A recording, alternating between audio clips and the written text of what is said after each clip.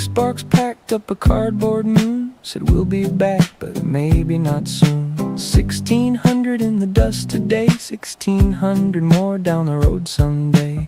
Toys for Bob walked out before, now Banjo's knocking on the door. Double Fine with the suitcase grin, Compulsion got its house back again. Ninja Theory caught a different tide, Undead Labs took a new name, riding its software's ghosts in the office lights.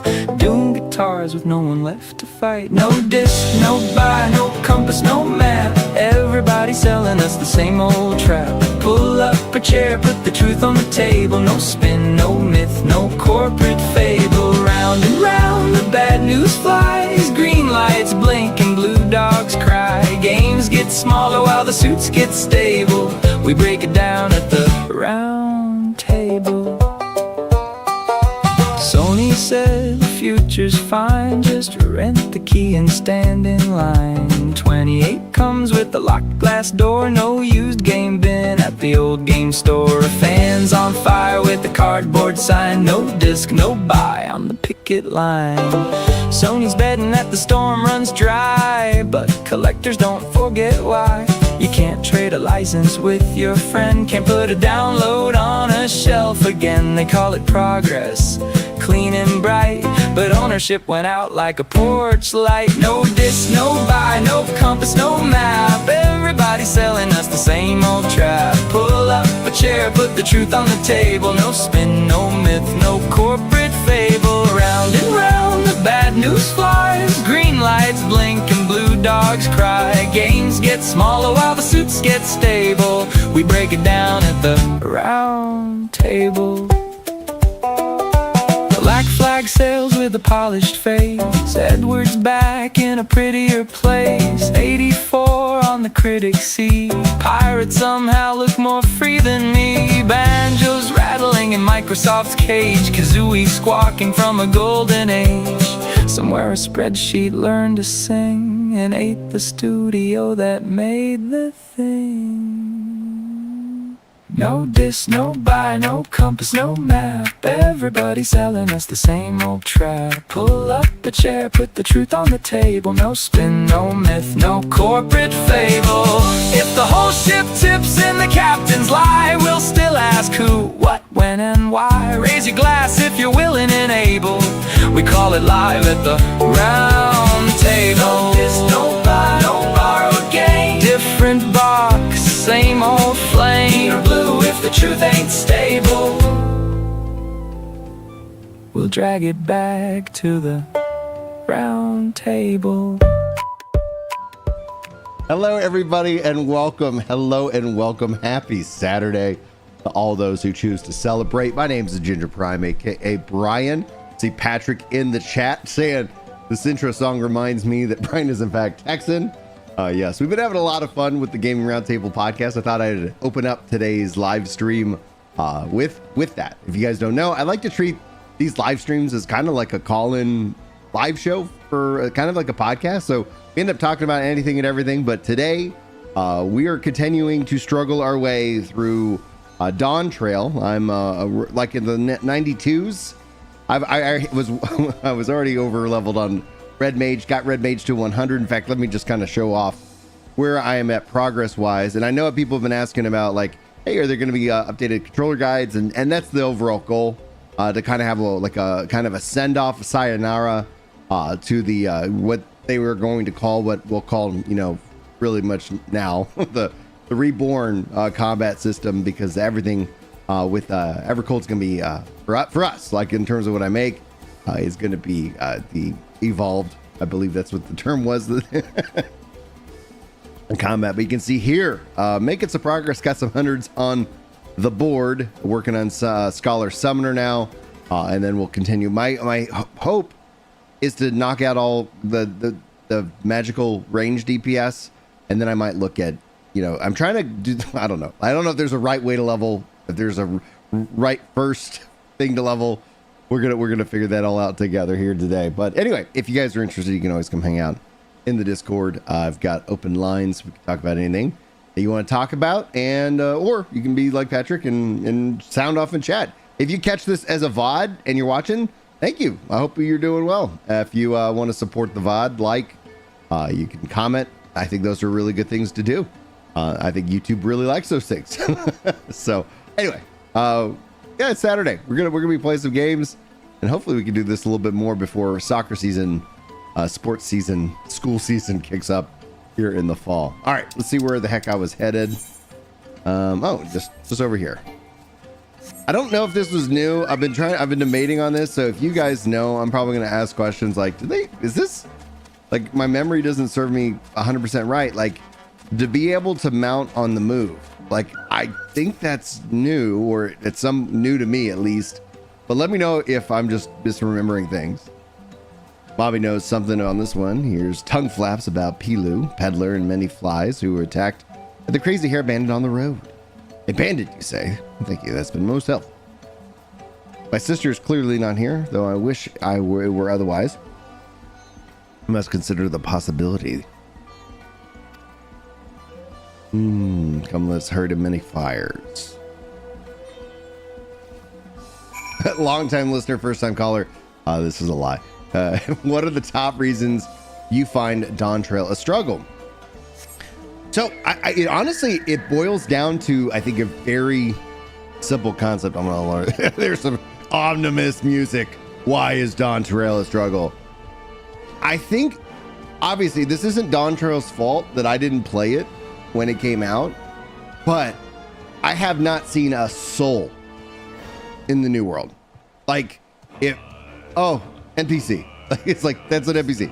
Like, it is so open, but it feels so alone, so isolating.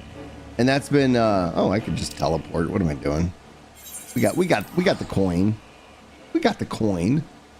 Good morning, El Pastor Taco. It's the benefit I have, and you haven't seen me stream it, and I haven't been doing a lot of streaming. There's a lot of reasons for that, and it's just that, just from an energy perspective, like, I like streaming, but my schedule hasn't fit. Last Saturday was like a whole honeydew list day, and so I got everything knocked out. And my wife's like, we were finished around like 3 o'clock, and she's like, why don't you go stream? And it's like, I might gonna just take a nap. You know, it's like I was thinking about it. I felt good in the morning, and then it's like, by usually late afternoon, I'm just like, I'm done. Do I think games would feel more alive without teleporting? What a great question, Patrick. Patrick, please show up to all my streams. Your questions are great. I love, helps me, like, oh, okay, yeah, I actually have thoughts on this. Oh, absolutely. Absolutely, they would feel more alive without teleporting. Same thing with flying. However, the dad in me knows that if it wasn't my love for Final Fantasy, and all of a sudden, let's say there was a similar experience that made it easy to get around to do things, I do think that there could be a better balance of it, like in terms of cost. But yeah, when you have those ability, and you have the ability to zip around the map, I think flying more than teleporting, you know, specifically, because all of a sudden you kind of fly over everything, and it doesn't feel as grounded. But yeah, that's my thoughts. What do you think about teleporting? Oh yeah, so that's one of the things. I've been playing it obviously offline, making my way through Dawntrail. I do not like the character of Woklamant. Like, and it's like, I haven't even bothered with like it's not even a voice, actress thing. I just don't like the character. So it's been hard to like be really invested in the story, in the world, in the lore, you know. And so, following. Okay. Follow me. Oh, it doesn't let me auto follow? Well, that sucks. This is, yeah. Maybe they've done this once already, but regardless, this is great. They've had it to where they've followed me. But I think knowing what this builds up to, that has essentially been the motivation, right? Like, because I just don't feel connected to share with them how happy you. yeah, I don't feel real truly connected yet, and I think it's a lot because of kind of just the nature of the story, and I felt like Dawntrail story wise was always going to be a struggle, and I underestimated how much. Rare gemstone. Envy the profit he must have made. Since the stairs were destroyed, I've not been able to peddle goods at my usual haunts.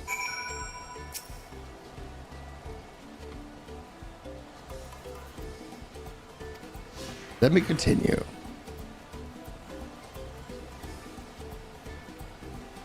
Patrick says, I think the genie's out of the bottle, but I think if Final Fantasy XIV hit the magic with Bosja, I think that they should try to make Bosja style systems in the open world.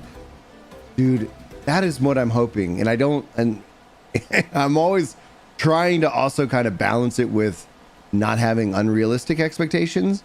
But when we talk about the open world, and they talked about it in the first keynote, I'm thinking and hoping that as a part of this data center thing that they're doing, which I think is actually going to be very helpful, it's just like less things that people have to worry about and do. Is that just funnel people into the zones, right? If you do that and you end up having zones that have people, you would see it. It's literally what Guild Wars 2 does, right? And imagine it's like, hey, you're in this world, because they already instanced the zone. So from a tech stack perspective, that gap to get to this, to what I want, what you're talking about with Bosja, because I agree. Like, it has been strange, and I'm like, the things that they do, they've done some cool, even Eureka. You know, I think I would like to make an adjustment or two to Eureka, make it let you level up in it, and if they let you level up your characters in Eureka, please let me know, because that's something that would be interesting and fun to do. But imagine if that world was always, filled and populated, they could bring those systems that they have in Eureka. I haven't done or seen the new stuff that they added with the Phantom jobs, but again, like they add in these like pockets of like, oh, I wish like the whole game was like that. That sounds amazing. But they're isolated off into their own little pocket universe. Namely because, and I've said this numerous times to people, is like, it's a technical challenge, because if they're going to put any open world content out there, they need to make sure, like, open world content needs, people, and they've used the instance systems for Bosja and things like that, so that like they can say, hey, yeah, we're pushing people into it. But if that could all happen behind the scenes, just out in the open world, that solves my first issue that we were just talking about a second ago,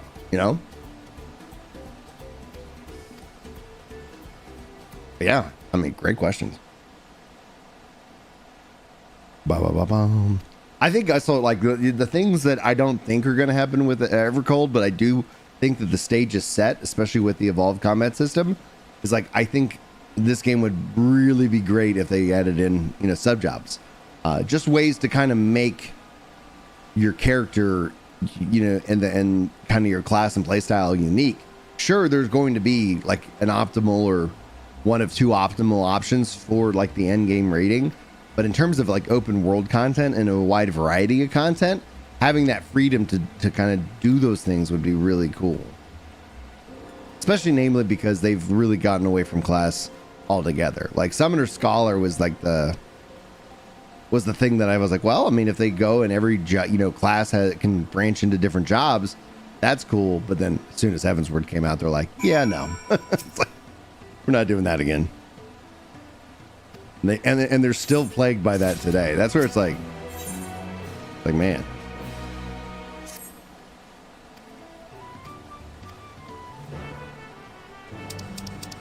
Wait at the destination location.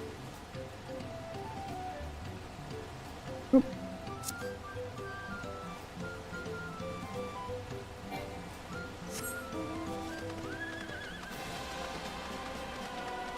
There we go.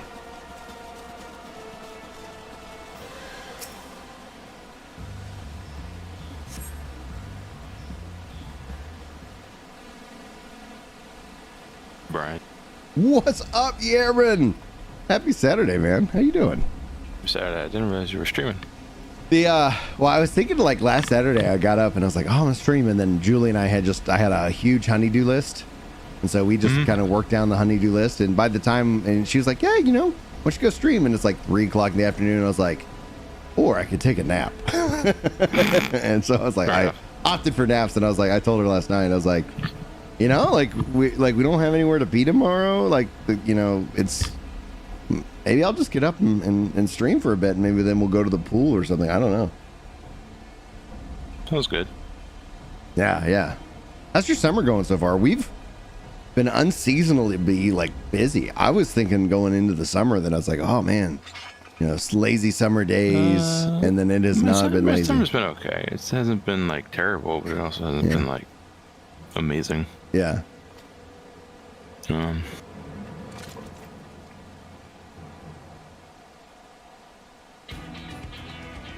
Yeah, it's funny because it's like,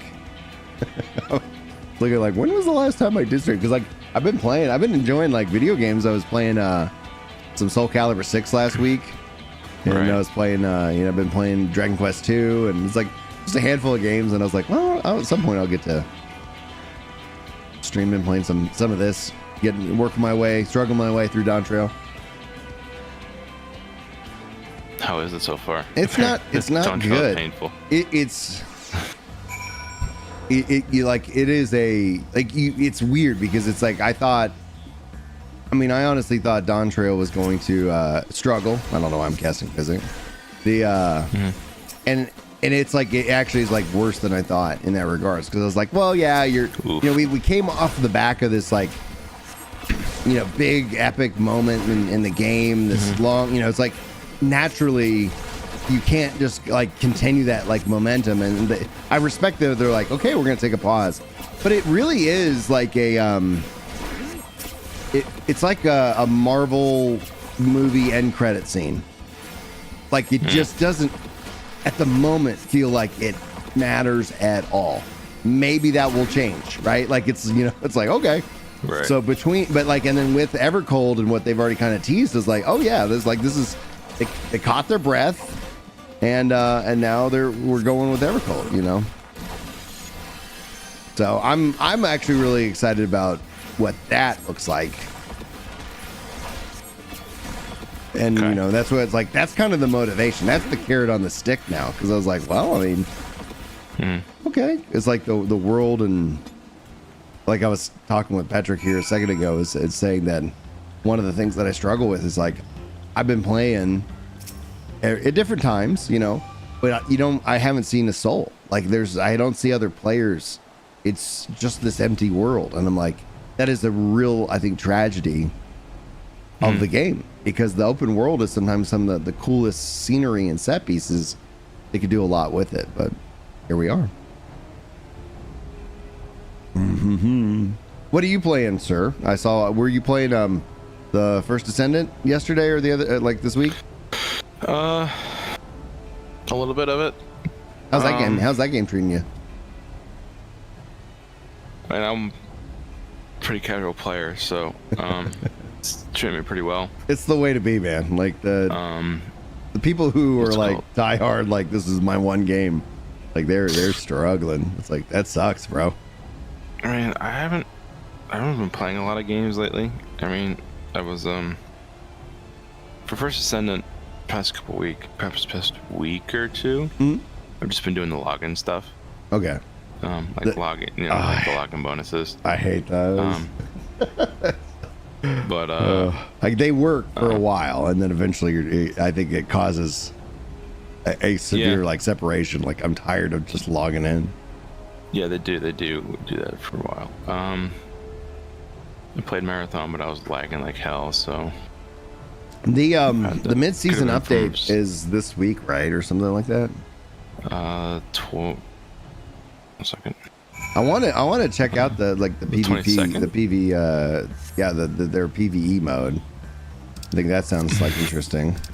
Oh, the 21st, excuse me. Okay, so yeah, it's coming. Right, because it's a Tuesday. Awesome, cool. Well, that's something I'm going to check out this week then. Yeah, because it's apparently supposed to be their full PvE mode as opposed to... Yeah, it's full PvE, but it's kind of like a roguelike, where it's you get currency and do unlocks and stuff like that. And I was like, Well, it's all right. also like got its own. I think it's got its own like inventory. Yeah, you don't extract with anything. Yeah. It's just some. But you can upgrade your kits that you go in with or something. And I was like, all right. Right. So, which is fine. No issues with that.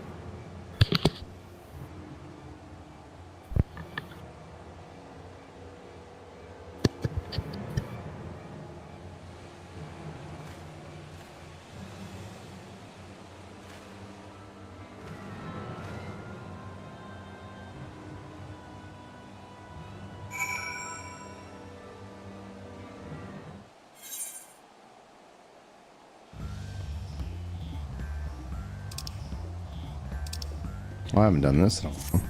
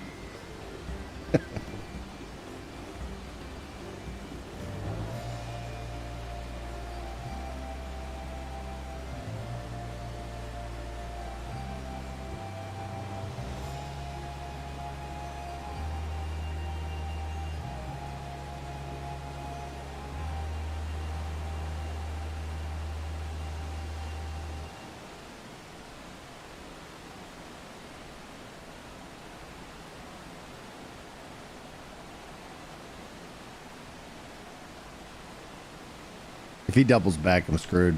It's like.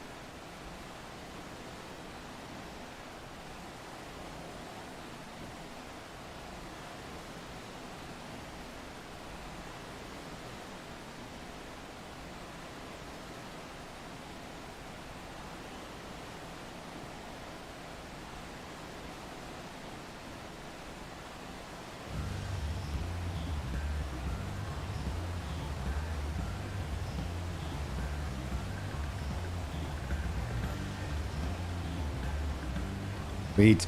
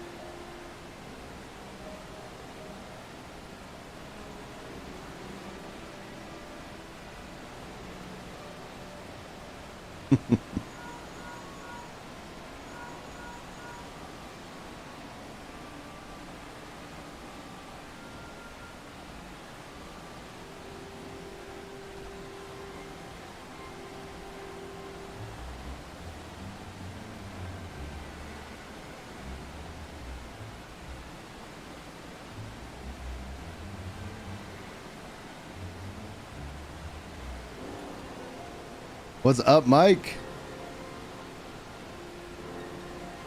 40K minis, nice.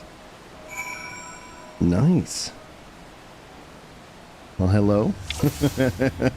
What's up?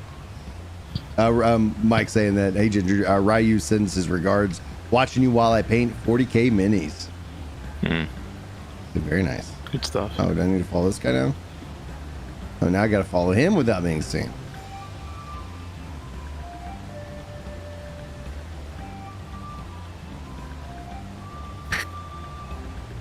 The tree right there does not look like a big enough tree to hide me. Nope. Who's that blue lion behind that thin tree?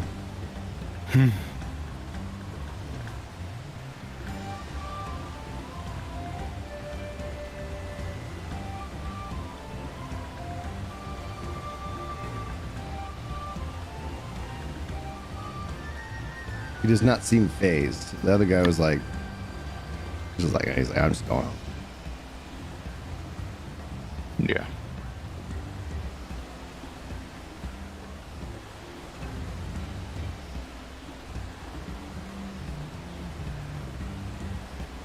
Oh, now he's starting to get curious. I didn't even make any noise.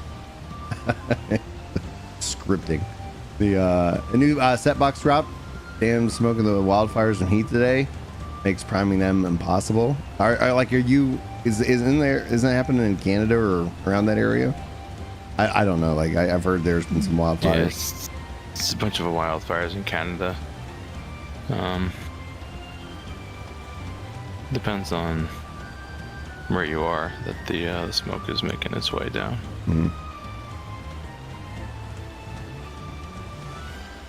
Mostly over the north. Yeah, I was like, we had strep this week, and doing all the meds and stuff. But was that when I was at the doctor? She's like, yeah, also that like dust cloud from Africa or whatever is making. Oh, Ohio. Yeah. Oh, Ohio. Yeah. Well, you're gonna hopefully you stay safe. It's like Arrakis out here. That's funny. I'm looking forward to seeing the third movie.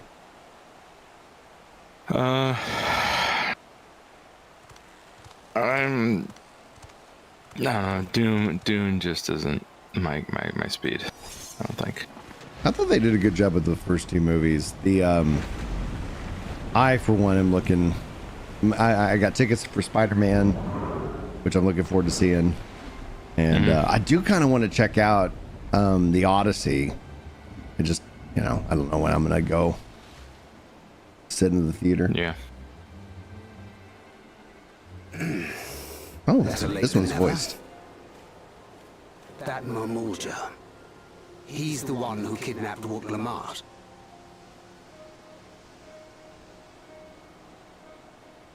So we're still unsure. Man, it does not If we can follow him bode a bit well longer, that confirm his I've connection been to the enjoying abductors. this part of the story more because Walt Lamart's been kidnapped.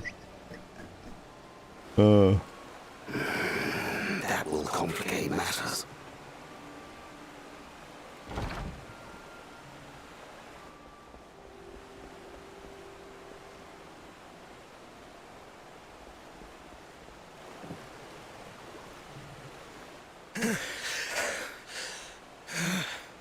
Confound it!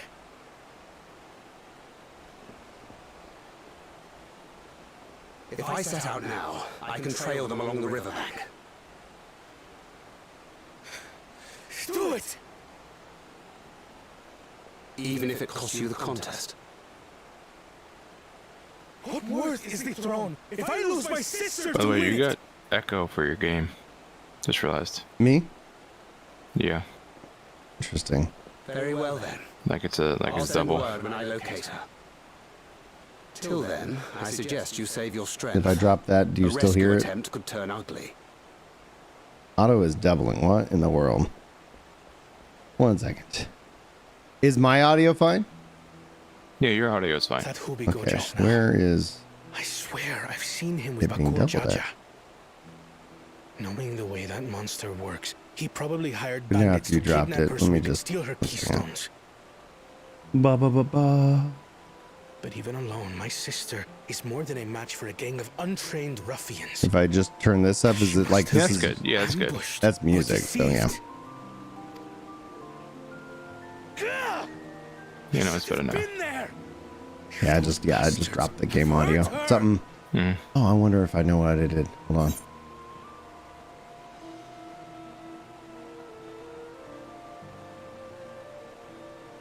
Where is it?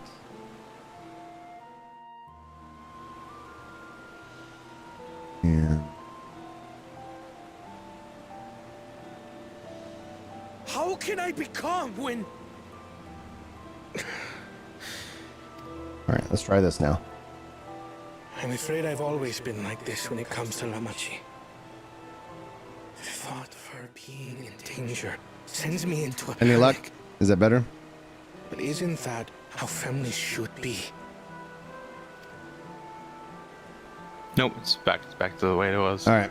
Or we'll just drop that These game days, audio Turali and Mikote live however go they with please. some of my music. But the clan into which I was born kept to the nomadic traditions of our ancestors. They herded their own neck across the plains, always Man, I have moving no with the idea what to be doing seasons. that. It's like During one such, Yeah. you're running through Migration. twice or something. But more my things to birth troubleshoot. parents left me behind. A child. All alone. I like A Kona. He chance seems encounter with like a fun kind character. Pelu merchant was the only reason I survived. I became a stallkeeper in Tuliyolal's market. I had already been in the palace some time when Lamachi came to join her. Like me, she had been cast aside by her parents. As this tiny child's new brother,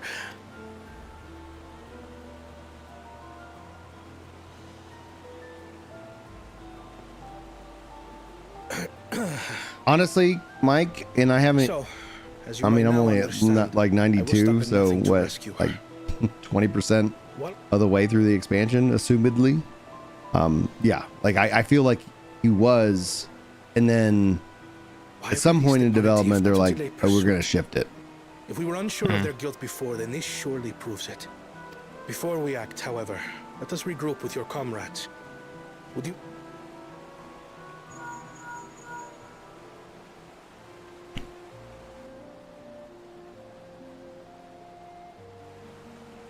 I mean, I don't know if we'll ever know. I mean, We'll meet maybe you in many like, fires. 20 years, there's going to be some kind of like, like, well, yeah, what happens in behind the scenes story or, the development of Final Fantasy XIV, but we'll see.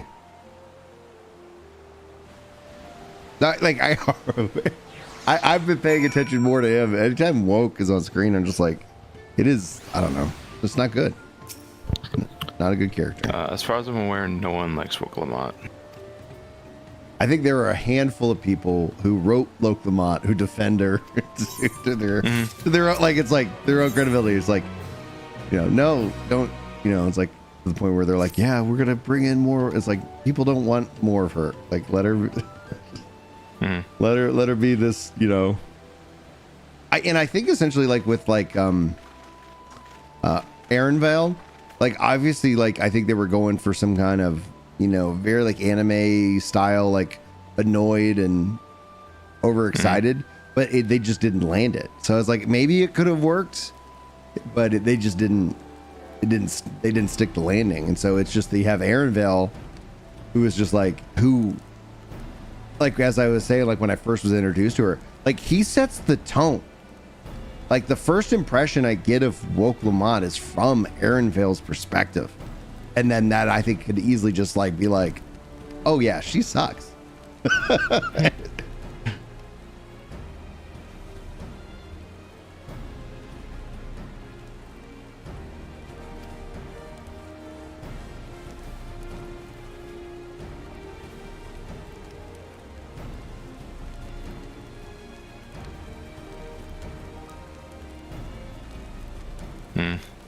That's unfortunate. Well, and I think that probably is going to change dramatically going forward, Mike. I think people, there's a lot of anti-AI, discussion, and online.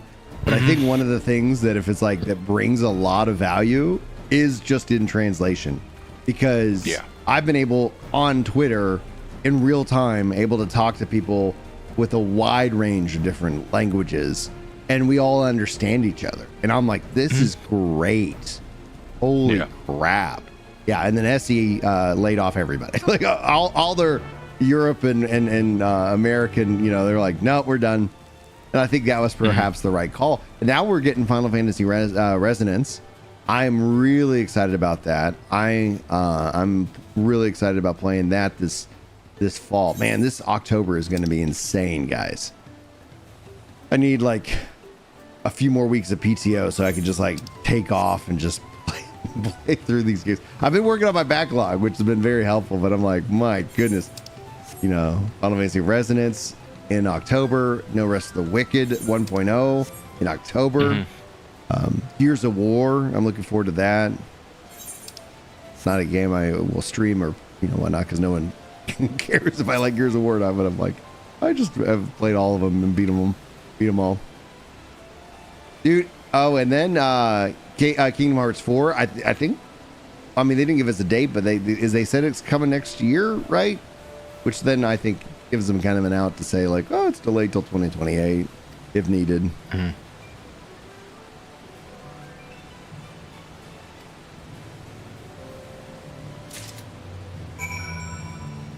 Yeah, I'm very interested to see how they take the story. I thought what they ended up writing themselves into a corner with 5, and I was like, how are they going to handle this? Because like you have to make a choice at the end, and I couldn't face Marcus, so that was the choice. I was like, all right, no, I can't go, and it's like, so the and so then I was like, well, where do they go? Like, what was the choice, the right choice then? And I was like, or like, what's the narrative? Or like, do they create 2 stories with 6 based off of the player choice in 5? I don't know. And so then I think they did perhaps the best move that they could, and did and said, let's go back to E-Day. It's like, rather than address this right now, let's do this.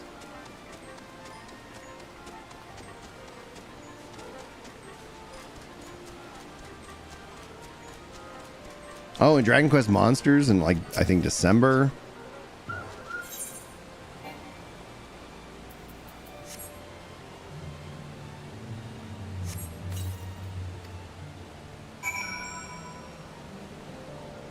Right. Like, so what's the canon ending here?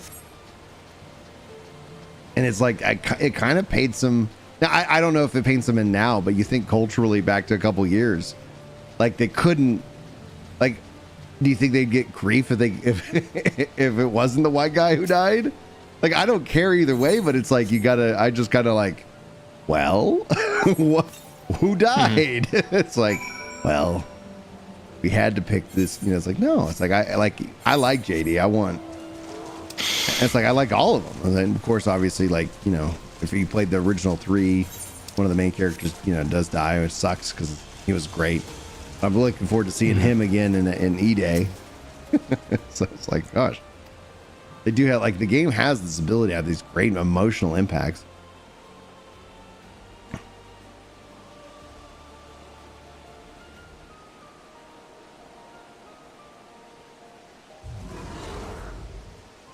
Well, and I've seen some debate online, and it's, in terms of like, even if like Resonance sells really well, it doesn't mean 17 is going to be turn-based. But in my mind, regardless of what direction they go with 17, I would love to see them do a Final Fantasy numbered, like that's a turn-based, just to see, right? Do people show up for this? And if so, cool. If not, like, okay, well, thanks for trying, right? Like that would be my personal vote, and what I'm hoping for. But even if not, like, if Resonance is great, which is so far, like everything they're showing, I'm like, this is looking good. you know, hey, Resonance 2. And based off of that, they're taking it kind of from like whatever that mobile game was that I didn't play because I don't do mobile games. Yeah, like they have apparently a lot of ways that they could follow it up easily with sequels 2, 3, 4 that are all kind of building on that, you know, continuation of the story. And it's like, honestly, perhaps that could be, I don't know. I don't know. Like the numbered Final Fantasies, every time a new one comes out, it does bode like an issue for some players. What's up, Clink? What's up, dude? Yo, what's going on, Brian? Not much, man. But like, I start to wonder, like, if you'd see Resonance 2, Resonance 3, and so the numbered series ends up kind of being like in the style, right? So it's like you can have, you know, an action combat Final Fantasy. Maybe that just needs to be Final Fantasy something, and then 1, 2, 3, you know, and then Final Fantasy, you know, turn-based version 1, 2, 3, like, because like when people were like seeing 17, 18, 20, you know, it's like the video you make as a content creator when they announce the new Final Fantasy and it's coming out, and you're like, no, you don't need to play all the like 1 through 16 to play 17. All it does is adds flavor and Easter eggs for you, you know, like, you know, little hints and winks and nods. Yeah, I get where you're coming from on that. Are you excited about the Resonance coming out in October? Yeah, I play Brave Exvius, which is basically that's. Thank you. It's a thing, and I love Brave Exvius. I've heard always good things. Well, and so speaking of shutdowns, they're shutting down the Final Fantasy XIV mobile, and they've been shutting down a lot of things. And it's just like the money just isn't there. And it's like, maybe if people show up for Resonance, like, you know, yeah, like Brave Exvius, like I get having it on mobile, but man, like I'm so glad that you played it because I have heard good things. I'm just not going to go download, or now it's shut down, but it's like, I'm just not going to go and play those kind of games on my phone. Well, the thing that got really confusing is because you have, they did something like stupid with it, because like you had Brave Exvius, and then they came out with the Brave Exvius like tactics game, which was like its own thing. Yeah. So it's like people were getting confused. It's like, is Brave Exvius this one, or is it the other one? The one like the more like Final Fantasy Tactics kind of stuff. And I'm like, I don't really know like how to answer that, because I'm like, they're technically. That's what my main hope is that eventually maybe that part of Brave Exvius will maybe turn into like maybe like an actual like Tactics 2 in the future, somewhere down the line. But I heard that they were happy with the sales of Tactics. Like, it's sold well, and it should sell more. Like, if you guys don't have Tactics, the new remade version in your libraries, I think it's the best Final Fantasy that they've ever made, in my mind. You know, and it's like, yeah, go ahead. Oh, I was gonna say a game to play that is actually falls into the same genre is and the game is really fantastic, because I'm still mad I misplaced my Game Boy Advance cartridge. But Tactics Ogre, like that game is. It's in the same vein as Final Fantasy Tactics. If anybody else is looking for a game that's similar on that front, definitely, if you're looking for a game similar to that, check that game out. I 100% agree. I haven't ever finished Tactics Ogre, and that's on me. I need to sit down and do that, because it is like another masterpiece. The one thing that it's like Tactics Ogre, like it overshadows Ogre Battle. And it's like, if you've never played Ogre, I can't find Ogre Battle. Like, it's such a gem that it's like, I remember last time I played it was on PlayStation, March of the Black Queen. And that is a game that I would love to see them also remake, because it's just so good. Tell me all about that. Yeah, like Tactics Ogre, like the one thing I loved about that game is this is one thing I couldn't remember if you could do that in Tactics or not. I believe you could, but it was very few and in between.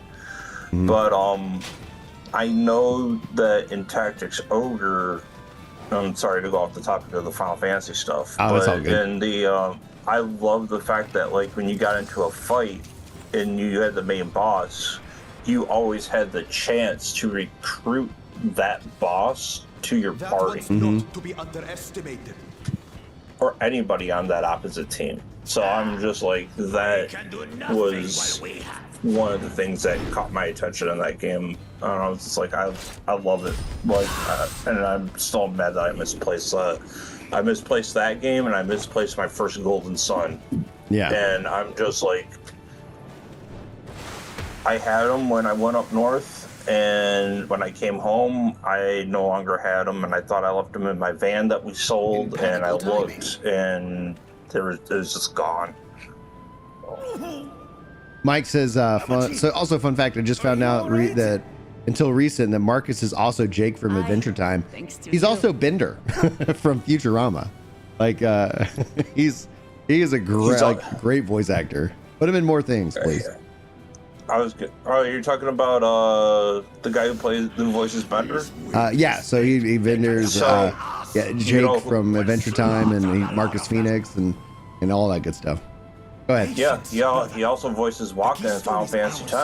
Oh, I didn't know the original 10? Yeah, the same dude. Yep. Nice. I haven't played 10 in so long. I need to go and replay that. Like, put him in more Final Fantasy too. That'd be great. If we fall here, we fail our siblings for nothing. But yeah, Is that what you want? I'm gonna be taking Friday off of work because I'm gonna be up and ready for FanFest. Yeah, so I'm doing some fun stuff with the kids Thursday and Friday this week. I'm taking off work, and then Friday kicks off. Saturday morning, basically at 3, kicks off for the keynote. So I'm going to be live for that. And then they have the dev panel and the live letter. So I might take breaks, but I set up 3 different streams because I really hope, man, I really hope that they do. Like, I want to learn more about like some of the things they teased. Namely, also like when they shift to kind of the weekly whatever system they kind of previewed. I'm hoping we get a little bit deeper dive into that. Saturday, for those of you who are Central Time, 3 a.m. So it'd be 4 a.m. That's when the keynote kicks off. So I'm gonna get up early. Yep. And then it's also like it's also my birthday weekend, so I'm at least gonna. Happy birthday! Thank you very much. Thank you. Good. Survived another year, boys. Let's go. But yeah, so it's like there's 3 events. I'm not going to cover any of the day 2 stuff. But there's 3 events that I want. It's like the keynote, the dev panel, and then the live letter. And I think, and hopefully they'll show us off some more Beastmaster, because like that's something I'm really looking forward to checking out. That's what they said directly. What the live letter is supposed to be about. Mm-hmm.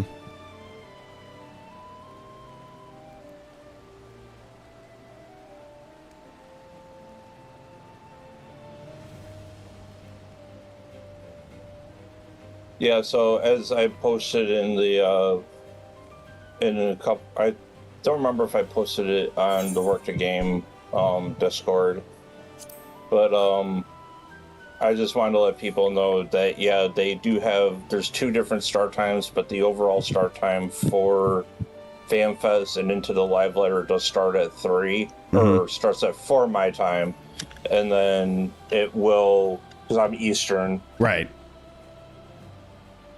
And then the live letter kicks on after the keynote, basically. Well, so no, it goes keynote, dev panel, and then there's a little bit of a gap, like a 30-minute gap between the keynote and the dev panel, and then there's like maybe an hour when the dev panel ends to the live letter. And so it's like either I'm just going to be live and then we'll just kind of self-raid so that like from a VOD perspective, anybody who's like, oh, here's the keynote, here's this, something like that. But or I might just take a break because it's gonna be early. It's like, okay, we get some coffee, then we go to the bathroom, then we stretch my legs, you know. Might do a lot of standing desk kind of stuff.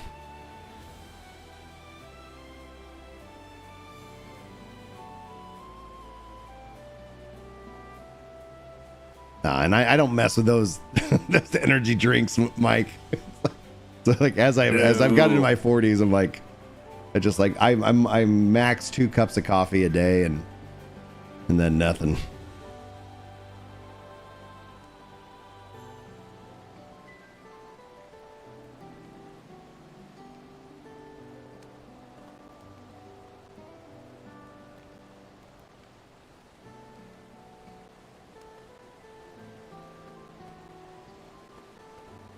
Yeah, I'm just trying to get my dailies in. I've been real busy lately. So Well, that's why like the weeklies. I'm like, how is that going to impact kind of the leveling, and how is that going to impact like, because like, it's very well possible me and Evercold are going to be like, it's Saturday morning. You know, it's like, all right, and then it's like, because the dailies is exhausting. As Yammer and I were talking about just a second ago, before you came in, I believe, was like he's logging in, kind of doing his little daily checklist on the first Descendant, and I'm like, yeah, like that works. It's a system that works, but eventually it does fatigue you, and it's like, yeah, like a weekly setup in my mind. If I could just log in, and it's like, yeah, I can play for 3 hours, 4 hours, maybe once a week or something, like maybe twice a week. Cool. Like, and then I'm not like, oh, I missed this daily bonus because like I didn't log in yesterday and do a leveling roulette or something like that. So that bonus is forever out of reach right now.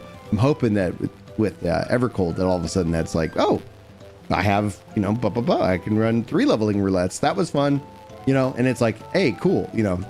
That's kind of what I'm interested to see how that plays out. And what they showed off, I was like, this looks interesting. You've got my attention. What's up, Wes? How you doing, dude? Oh, just waking up. Well, good morning. Yeah. An old man, things hurting that shouldn't hurt. My left foot has been bothering the crap out of me. It's just like, oh, like, come on. I think it's time for new shoes. I think that's the root of the problem. So I might go get some new shoes today. Julie, she's like, you have $100 for clothing budget and shoes and stuff. I was like, great. Oh, they can use it all on shoes these days because that's how much they probably cost. I Just went, $100 well, yeah, it's true. I went to Academy when I bought the shoes that I got, and I was like, I got a pair, like a really, like I was like, they last a long time. A really nice pair for like 40 and another really nice pair for 60. So I'm hoping that, because they had just kind of a clearance, and so you don't, like you have to be like, oh, I like the style. Is it in my size? And yes or no. Most likely no. Just teleport over here. And so, yeah, I was like, so that's what I'm kind of hoping for. But yeah, it's very possible that it's like, I got 1 pair of shoes. Yeah. It's just, they cost things, clothing stuff costs like more these days, and then it doesn't last. It's like, here's 4 months out of a pair of shoes, a pair of jeans, and then you're having to go buy 3 more 3.5 months later because you need more just to get through, and the stuff just doesn't last anymore because of the fast fashion craze stuff. Yeah.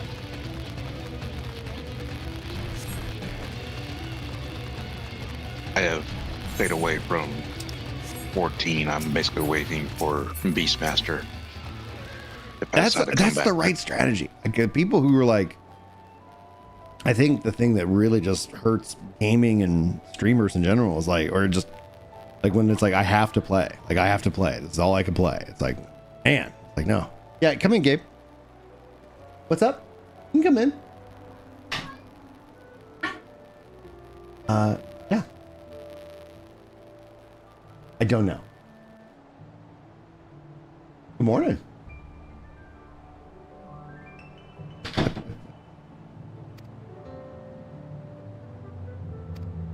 Am I about to go into my 3rd zone? That looks like it, I think. Oh, No, maybe not. Oh, okay. It's not the third zone. It's still the second. Oh, am I in the third zone? I guess I'm in the third zone. Like, I can't, or maybe yeah, I can unattune. So I haven't been here. So I've been here, and now I'm going to go to the second part of the zone that I couldn't get to earlier. Here we go. You have to constantly listen to Cole bitch about the ultimate. With Kefka. Kefla. Yeah. Yeah, it's and just like he's excited to play this class, but at the same time he's just bored with the content. Yeah. And that's his complaint, but then at the same time he says he has to do it because for content's sake, that he only gets credit because he has to complete. I'm like, no, you don't. You don't. Yeah, you don't enjoy it. You don't need to do it. Right. And saying that you tried it and decided to quit because it bored the hell of you, that's still content. You can make a video out of that. And he's upset because people will because the defense force will start coming after him for criticizing the game. I'm like, the hell with it. Just gotta suck it up. All right, guys, we started the stream and I was like, I have not seen another living soul. We have now, achievement unlocked, seen another human player in the game. You on Dynamite? Oh, nice. Oh, another one. He's crafting. He's just crap. I'm saying, like, I'm on Sargatanis, but I'm just like, someone was like, one of the things that's a real struggle is like the game just feels so lonely. Empty. Like, and it's like, I was like, oh, like if you're not streaming, like thankfully I like hanging out with the kids. They're watching, we're talking and hanging out. So it's like, yeah, I'm just generally like, and I'm doing it at a very casual pace. But when I'm like not doing that, I was like, man, this is kind of, isolating. It's like, and like, I don't care about some of the characters. I'm just not interested. Now the carrot on the stick is like, okay, what's going on? And I've heard from, like Scrag and others that it's like, I don't know which patch, post-story Dawntrail patch it is. It's either 0.1 or 0.2 or 0.3, but at some point it's like all of a sudden now we're going, you kind of get that. It has a whole different kind of hook that it's like, oh, okay, now something's different. Something's changed. Now it's interesting. So I can answer that for you. It sort of starts in 0.1. Okay. And then 0.2 sort of continues where 0.1 was, but 0.3 up to 0.5 is where it really takes off. Sweet. It'll give you breadcrumbs at like the first post one, and then it starts building and building and building and building. Yeah, that is what I think I'm most interested in. Because it's like I don't know. I don't feel like I have any stakes. That's like, all right. The third promise, the first promise, who wins? Yeah, that was. I think I played it at the time. I could play through it once. I probably couldn't tolerate playing through it again if I had a choice. Well, and that's also like, I've always kind of been like impressed by people who have multiple characters rather than like, yeah, your character can play all the jobs, yada, yada, yada. Except for you're on that weekly lockout. That's, it's like you kind of can't if you want to do all the stuff at the end game. And now it's like with the item level stuff in the weeklies, I'm like, well, maybe this will actually like be great. Cause I always kind of felt like, I mean, I wonder if it's going to cost them a lot of money. Cause it's like, people won't have to feel like cause like, I know a lot of people would just boost up a second character just so they could have that, option on the weeklies. I mean, like, as a part of the end game. What's a legitimate way of getting gil? You pay for a couple of boosts, you're going to end up with about 5 million gil pretty easily.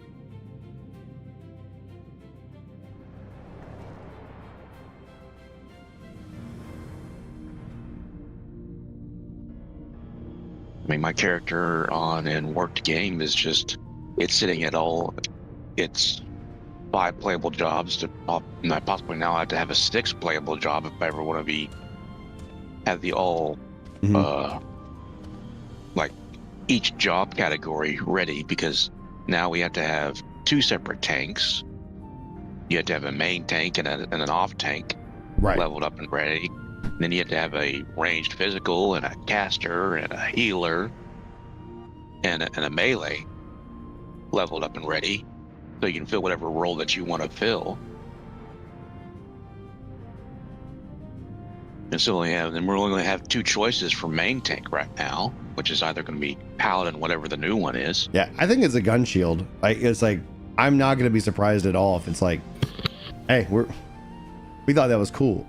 It's like gun shield. Mm-hmm. Now, if they give them a hammer or something like that, but it's like, I would think it'd be kind of fun to see them literally, just gun shielded up. Like, it's like, yeah, like that's your weapon.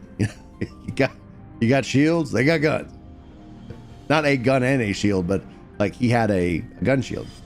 Well, thank you, Angel. How you doing?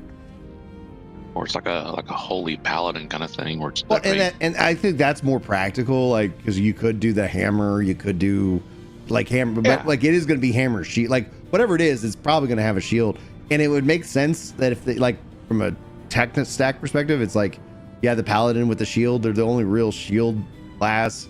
It's like, okay, they could call it sentinel, if we were thinking about it, because that's what it was in 1.0.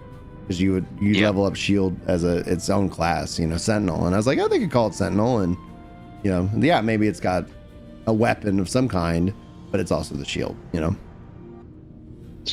Well, of course, is the reason why I'm liking what they've done to Star Trek Online recently. Yeah, exactly, Angel. Like, that is what exactly. It's like, I think it's pretty spot on. Like, because I forgot his name, but he was like in 2.0, like he was just a tank with the giant shield that had a gun on it. Because that was the Empire. It was like, stick a gun on it. That's I remember that guy. I forget what his name was. We had a joke from the podcast. I turned it into like a cartoon. I should post it. It's like the Empire, enlisting summoners, putting guns on the back of carbuncles, like gunbunkle. It's like we're the Empire. Like, oh, okay, here's what everybody's doing. Stick a gun on it.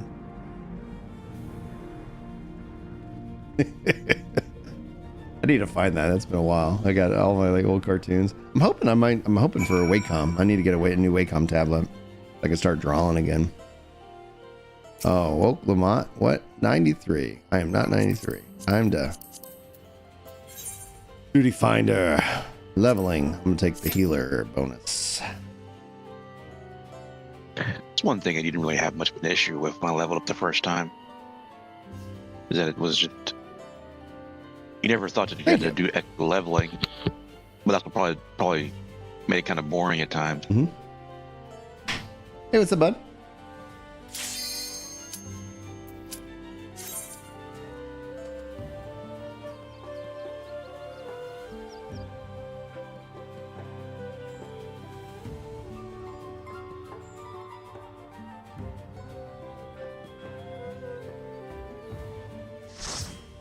I've been playing a lot more Switch 2 stuff recently.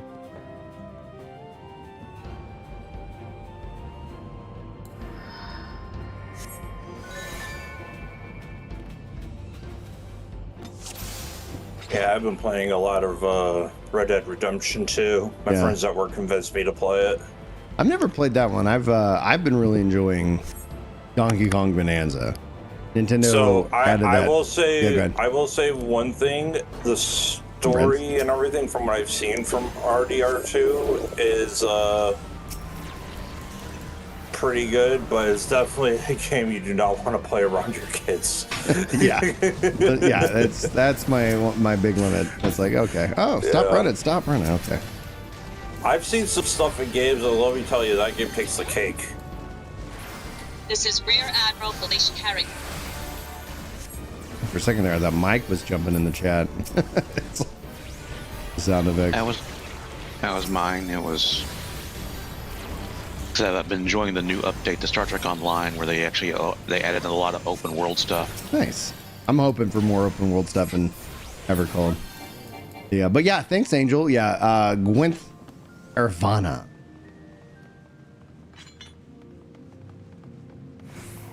remember that trial, and it got to the point where it was so easy. It was just like, you know, but I was like, yeah, he had his own little 8-man trial.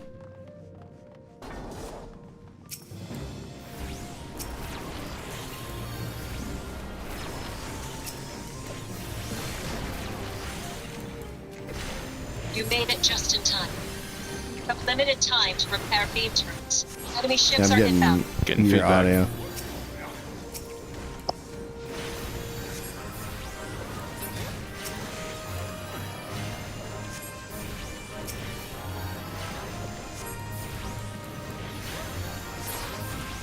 Oh.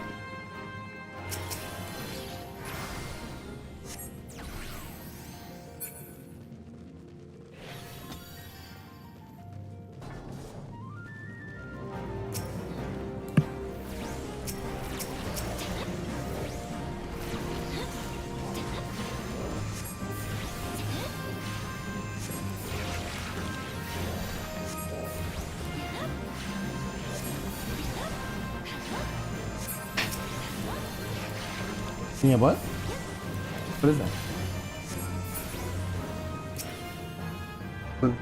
Ask mom. If mom's okay with it, sure. If mom is. They're gluten free, so I want to make sure that we're not eating all Mikey's snacks.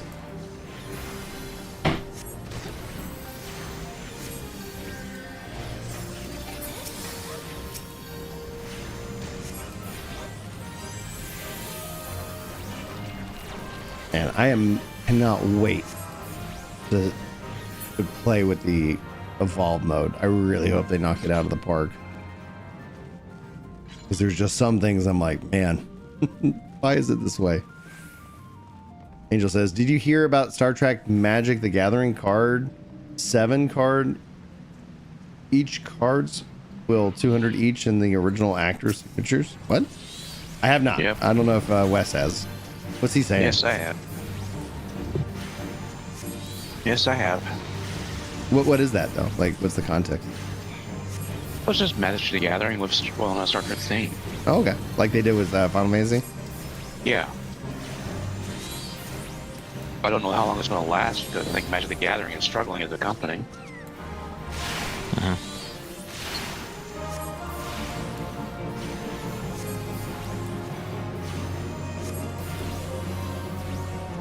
Like, what? Everybody's struggling.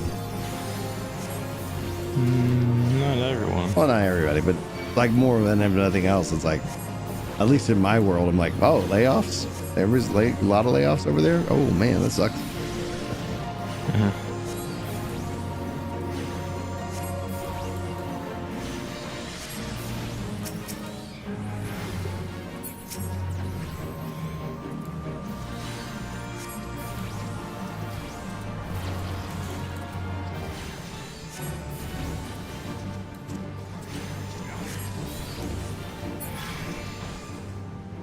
And he's down.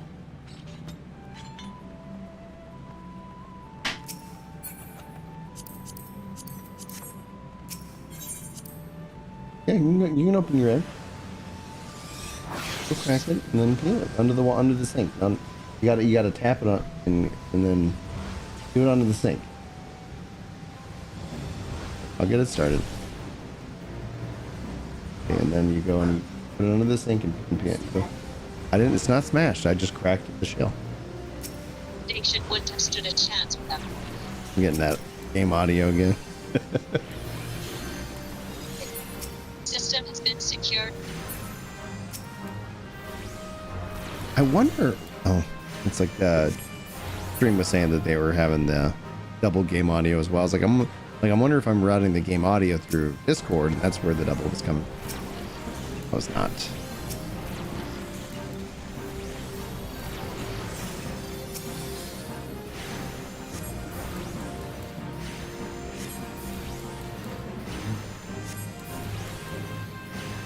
Oh, interesting. So 7 of the cards, the 2-card premiere, Captain Kirk is gonna have Captain Kirk and Captain Janeway will have their signatures with the actors. That's cool.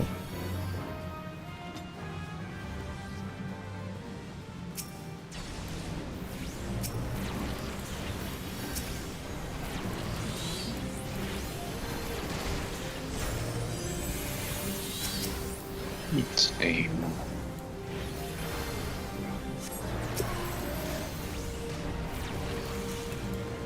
Nope, not that one.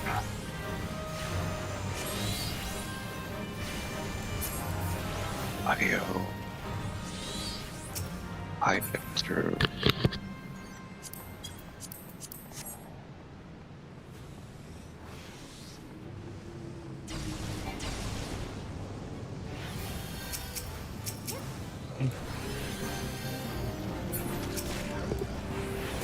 Now I just record.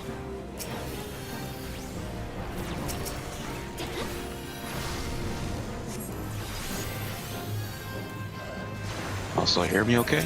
Yeah, loud and clear. And no extra?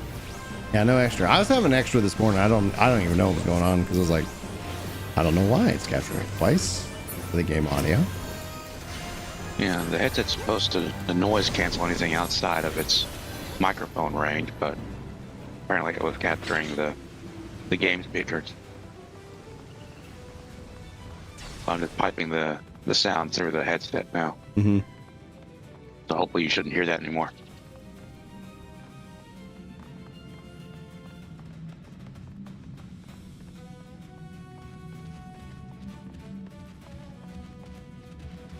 Yeah, on Switch 2 I've been enjoying. Yeah, which one? I got the Digimon Time Stranger back on there. Of course, I enjoy the fact that I can just jump into Star Fox for a little quick. Mm-hmm. Yeah, Star Fox has been fun. Yeah. Well, I would like to try the Battleground with friends, but I did a online match and ended up getting disconnected, which is like, that's a lot of my Switch, Nintendo Online experience. I'm like, yeah, I'm not playing Nintendo games for the online experience, but right. I could, I guess.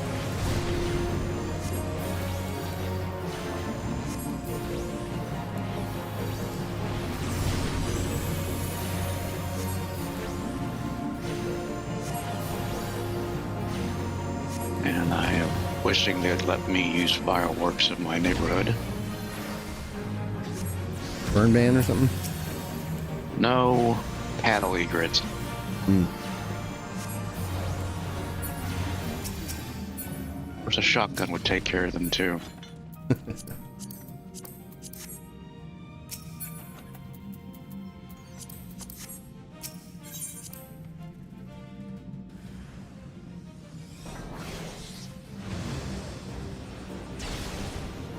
Oh, no, I did not see that when that happened at the Fan Fest. I'm guessing that was obviously, at one of the events post. I wasn't able to catch the other stuff from, I was only able to catch the keynote. Then I had to get caught up on everything else from, like, Mione and, like, what all happened with the battle breakdown.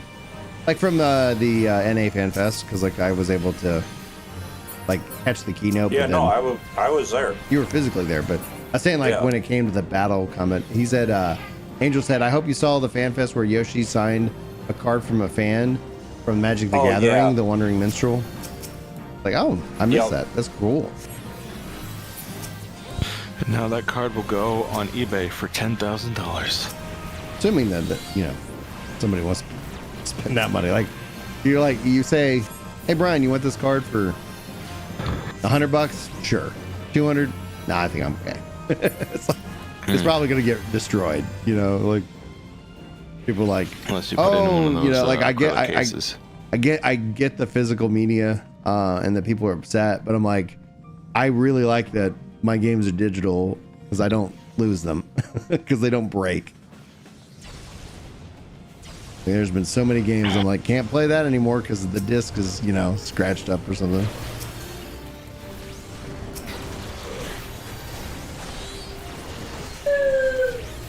I don't know. I think it's all about, because like when we were kids, we had physical media. And we didn't do that stuff. Like we didn't destroy discs or anything. Well, they destroyed themselves. It's like, right, because we used them all the time. Right. Yeah. I remember blowing in cartridges and.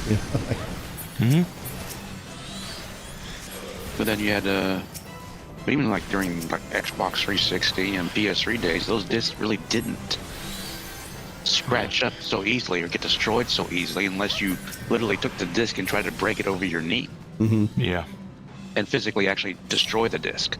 Yeah, That's the only way. Too. Yeah.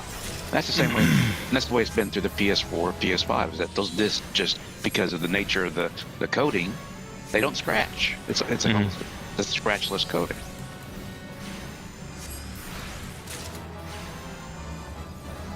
Now, that doesn't mean I'm not too fond of it when Amazon decides just to chunk the box halfway across the lawn when they're delivering something. And then I have to go hunt for the box. And then I open the box, and it's supposed to be an expensive physical set. And I have to make sure that everything's still intact. Yeah. But I think the thing that... Dude, Mello, that's amazing, dude. Like, he's still got PS1 games that he can put in and work. So do I. I still got PS1 games that are still in the large, long... I need to go see if we still have that old Dreamcast. I still got mine. Hmm?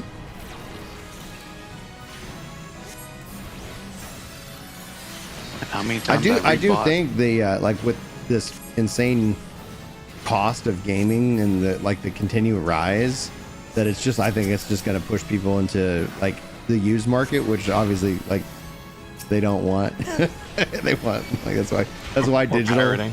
Or pirating. Yeah, it's that. It's like they're going to be like, well, you know, if I'm going to stick with the PS5 and PS4, you know, I'm not going to. You know, it's like, because there's like, I was like, the thing that the challenge is, I have so much of a backlog of really great games. So if you're saying, like, to me, you were like, hey, don't buy a new game. Like, okay, like, it's not like I'm hurting for entertainment. You know, it's always been like, oh, hurting for time. And it's like, now it's like, oh, I can focus in on my backlog. Which is primarily what I've been doing, but I have been picking up, like, I've been like really, I'm trying to beat Dragon Quest 2, and then I'm debating if I want to go do Dragon Quest 3 or if I want to go do Dragon Quest 7. I don't know yet. Then there's the debate on the PS6 of how much they're actually going to subsidize on that console. I don't, unless the memory and then the prices come down, I don't think there's going to be many subsidies at all. Like, they're not an other, or they could subsidize it greatly, but then you would see the cost of games, you know, continue to go up. Because like one of the things that, like, oh, you don't think $80 games is too much? It's like, oh, now they're, you know, 100 because they want to get that, you know, 30%, you know, to cover that subsidy, you know. Or what they did, what Nintendo did, which is they subsidized the console. But the accessories, they didn't subsidize any of those. So the accessories shot up. The controllers and the camera were very expensive at launch, unless you catch, like, I think there was a GameStop deal this week where they had the Nintendo camera at $10 because they couldn't move it. Yeah, it's silly. The Nintendo has the mic on the device, but they didn't put the mic on the Pro controller. So it's like if I'm trying to chat on the TV. People say it's good, but I was like, I don't know. Same thing with the Xbox. I'm like, come on, guys. Like, let's, you know, PlayStation does it.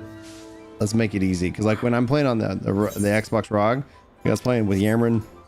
We're playing Marathon, and it's like, oh, it's so easy just to hop in and chat and have a, you know, like, oh, it's just convenient.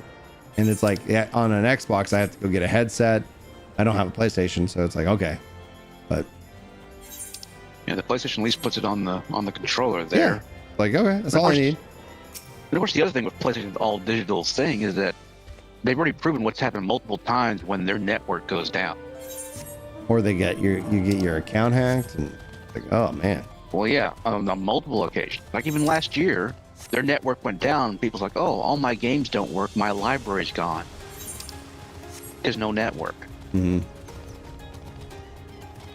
Yeah, there's some real problems that need to be solved, and we will see. My concern is that if, like, again, if people can't buy games if they can't buy the systems to play them on. Well, it's not just games. You're gonna just. The thing is, it's not just games when it comes to Sony. It's games, it's music, it's video, it's all this content that you bought into that they decided they can now just drop, even when they're supposed to. Like, you have an issue with, it wasn't just PlayStation dropping disc, it Crunchyroll distribution, which is because Crunchyroll is a physical monopoly for the web for anything animation. Now I got a chat here. BH5 says you can make it, just push through. The MSQ 7.4 and 7.5 are good though, so don't skip those. And so I've been trying not to skip anything. There have been a few cutscenes that it's just like, oh, let's go, like, come on. But yeah. So that to the panel here is like Clink West. You like, is 7.4 the time that I should really like hone in? Because I was thinking 7.1. Sorry, I would say 7. Yeah, sorry, go ahead. So, in my opinion, 7.1 you sort of see a little bit of an uptick. 7.2 again, like as they said, sprinkles breadcrumbs, same. I would say probably about the same pace. 7.3 to 7.5 is where it really picks up. Okay. So I would not skip anything. To be honest, I probably wouldn't skip anything, just because it's like, you know, the story it's part of the story. So I'm just like, even though it's basically filler, it's still part of the story. Okay.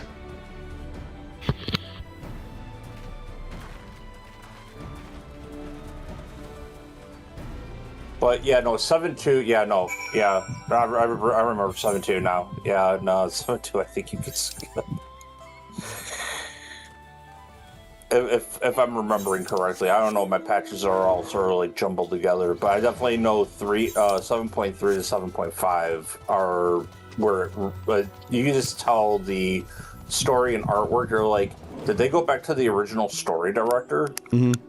Because that's what it sort of feels like. Yeah, where I think she got demoted and so she could write again. Now I got a question. I asked this earlier, but like, you know, this is earlier in the stream. The ability to move and mount, is that new? Yep. Okay. I was like, if you look at it, it actually moves differently while you're mounted. Need to pay better attention to that here. Because like when you're flying, you actually you don't just go left or right, you bank. Yeah, they added a there's pivots now, like there's mount pivoting and like character pivoting. Okay, Sean. Okay, good to know. I'm gonna see if I can pay better attention to that. But yeah, because I was like, I didn't cancel the mount. This is great. I like it because it's like I'll be moving and calling out the mount. And so, but then I was like, I don't believe it was this way. Other games have done it, so it's like hasn't been, that's what's like, oh yeah. But I was like, I was really appreciative of that. What patch did that come in? Oh, right to launch. At launch, I think. Oh, with Dawntrail? Okay. Yeah. Well, there we go.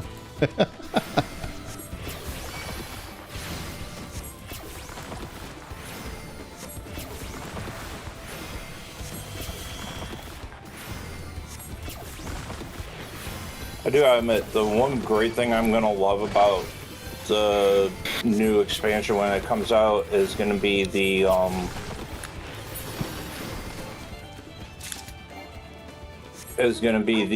ability to have your abilities by level 50.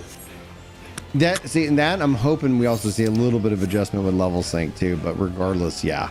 Because one of the biggest issues is that, like, okay, you get to a level cap and then you spend most of your time in dungeons and content, there's content for the level cap, but the majority of the content still sub that. And so I always felt like, it's like, okay, well now I'm just like, I would love to be able to practice like my rotation, but all of a sudden, like playing Viper sub 80 just felt horrible. I was like, and post 80 was great. And I'm like, I remember not enjoying Paladin back in ARR And then once you hit level 50, I was like, oh man, this is great. Oh yeah, I get it. I love it. And but I was like, anything post 50 on Paladin, it was like, no, it doesn't feel complete. And so I'm hoping with the evolve system that maybe that's the remedy.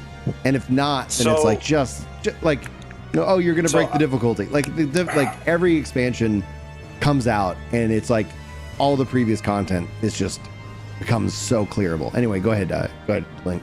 Oh yeah, so I was gonna say, talking about the content and stuff, like, because Tuesday on the 28th, the final part of the Occult Crescent relic and stuff comes out, like the new area, the new exploratory zone.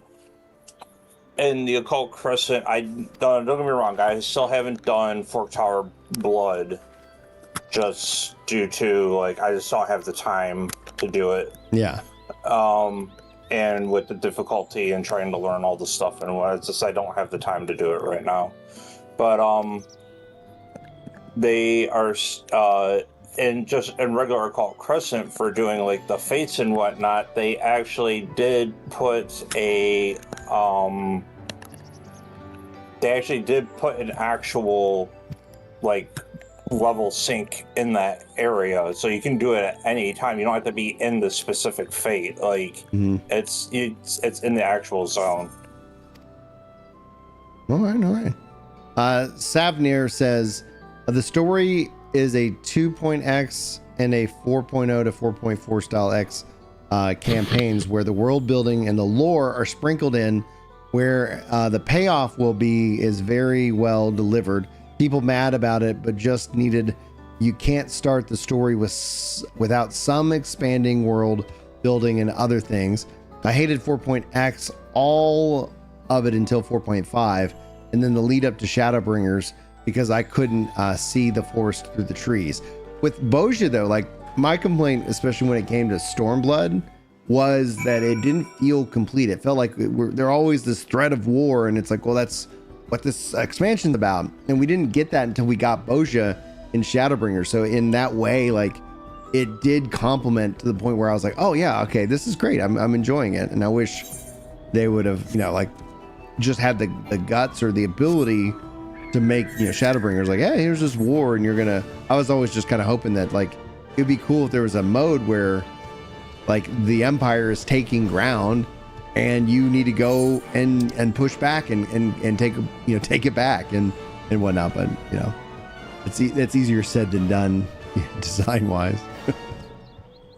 Occult Crescent is it's very fun, like just on the outside of stuff. But I will say one thing. When they released that, man, the market crashed on a lot of stuff. It usually does, yeah. It's always interesting to buy, when to buy and when to sell. Like things get super cheap, buy it up. No, that's not what I mean. Like they put in, so like when you go to do it, like there's random chests out on the map that are only specifically visible by you. Mm-hmm.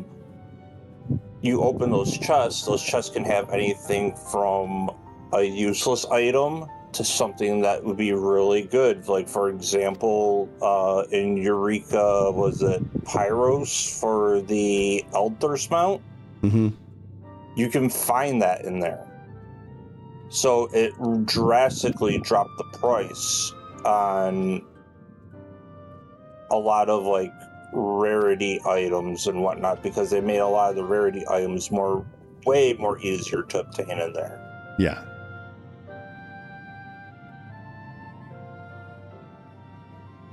Like, I think I came across like 3 or 4 Elders mounts. I actually gave them away because I'm like, I have them, they're not worth anything anymore. So I'm just like, I just gave them away.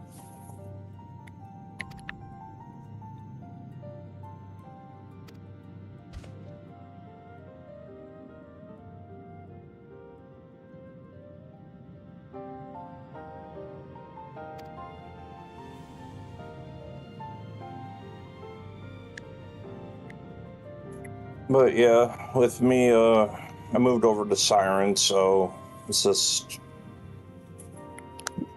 my characters just had been doing like quite a few things, just helping out some friends here and there. So yeah, I mean that's good. The data, like the whole data center thing that's going to happen, I guess in October or something around that time, like that I think is going to be such a big win. It's just like, oh, yep. and that's my hope is like, I really hope that they start to funnel people into the open world, like just make that happen in the background. Cause they already have instance zones. Like whenever a zone is real popular, it's like, you could always sit here and say like, we're going to try to, make sure zones, have 60 people in them at all times. It's like, okay, as you go in, and then it's like, oh, if it's getting too populated, it's like, okay, we're going to, create another one, etc. I wonder if the main issue that we have in this game, I wonder if it's, and I've got a funny feeling it probably is, the phasing parts of the game. Yeah. So, because I remember when I went to go I made an alt character a little bit ago to try to keep my friend's name because I thought he was going to transfer and come over from Leviathan. Yeah. And I purposely made the character and the name, and as soon as I went into the thing, I was like, went to go start up, and I'm like, there's no players, there's hardly any NPCs. I'm like, no wonder why people are like, when they first start off, I'm like, ooh, I'm like, that's a bit rough. But then as soon as you get past that checkpoint, like, then you just see people just start flooding in, and I'm just like, oh, okay. Yeah, that's kind of where I'm at. It's like, let's go. I think, don't get me wrong, I think what they might do next, as soon as they get this regional thing, I wonder if they're going to do another, like, I don't want to really say, like, how they're doing the thing. I wonder if they're actually going to make it to where they would eventually be able to do, like, a data center, like, merge between, like, just east and west. So that way you see, like, and just have, like, the two data centers, so that way you can see more people, like, more of, like, it being, like, an actual, like, world kind of thing. It'll be neat. I think or just try to, like, or have, like, all North America just be, like, one whole thing. I doubt that they would be able to do that because of the different areas, and they would have to centralize the servers. But well, again, all that stuff can happen behind the scenes. So it's that, it's like, okay, what's your best connection that you have, etc.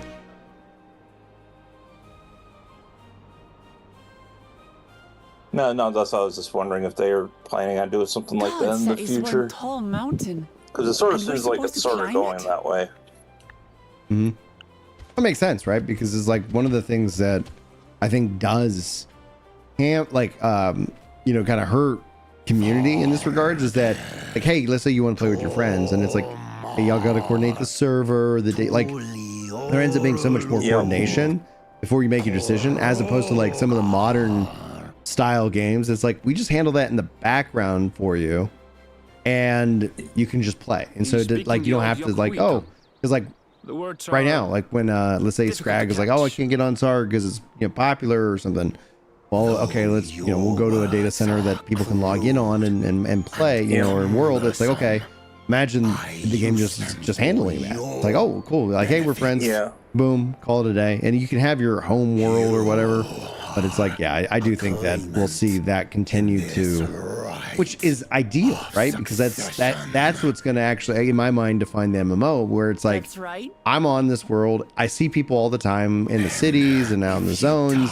My friends are online. We just team up, make a party, and then we go do content. Oh, my friends are all over the world, right? Like, yeah, the game's going to handle it. It's just going to. That's a dark. But that is, easier said than done. But since they've been working on that for a decade, so this is them continuing to invest in that.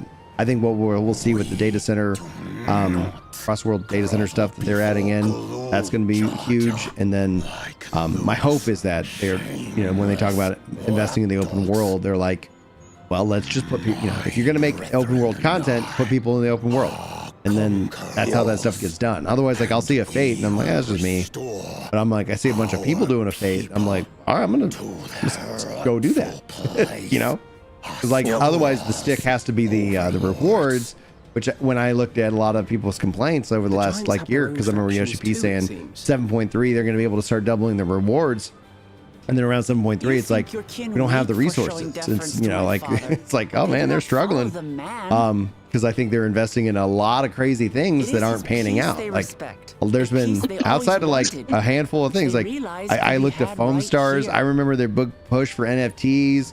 Like, there's just been, and now I feel like they're kind of getting back to like, let's make games that people want to buy, you know, that people will pay for.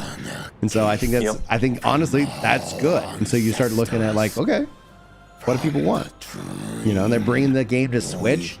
Strange to me that it's going to have its own additional sub, but I guess that's Nintendo for you. However, and this is a video I was wanting to make, and maybe I'll sit down and make that this week, is like, I do think Nintendo needs a I think Final Fantasy needs a family plan. Like, remember when I started playing this game, did not have kids. Now I have 6 kids. I could put my whole family. We could play and do the dungeons and do the raids and play the game together. I can put them on Switches, but like, I can't. I'm not paying for. I'm not paying 8 subs worth of money a month to do something like that. I would. But like, it's got to work out. You know, I want it to be fair, so that they're not losing money, because then otherwise, like, you don't want to be like, well, we bought a family plan and now we're all just chipping in $2 or something a month. But it's like, yeah, I think that'd be something I would like to see. I don't know how they could go about doing that, because then essentially what it would be helpful outside of just the family plan is the ability to manage all the kids' accounts. So it's like, rather than having to log in, log out, log in, log out, log in, log out, it's like, okay, I am master of, and here's, you know, my family, and okay, I can make sure that they have, you know, what they need. But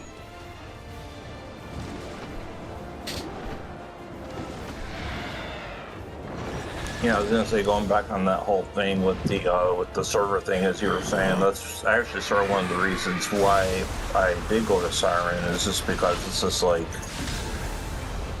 it's just easier being on the server that I was playing with, sort of like, I guess you'd call them like a static, because that's what I just came across, and I'm like, it's just easier, and I'm like, it's so much of a pain trying to organize and having to hop back over to Siren, and then having to, but then I can't access my retainers or have FC buffs, or, and I'm just like, I'm like, eventually, because like, I had a small house, and that's one of the reasons why I also gave back the thing, but I'm like, I was like, man, I'm like, I came to like, it was a hard decision, because I'm like, do I give this up?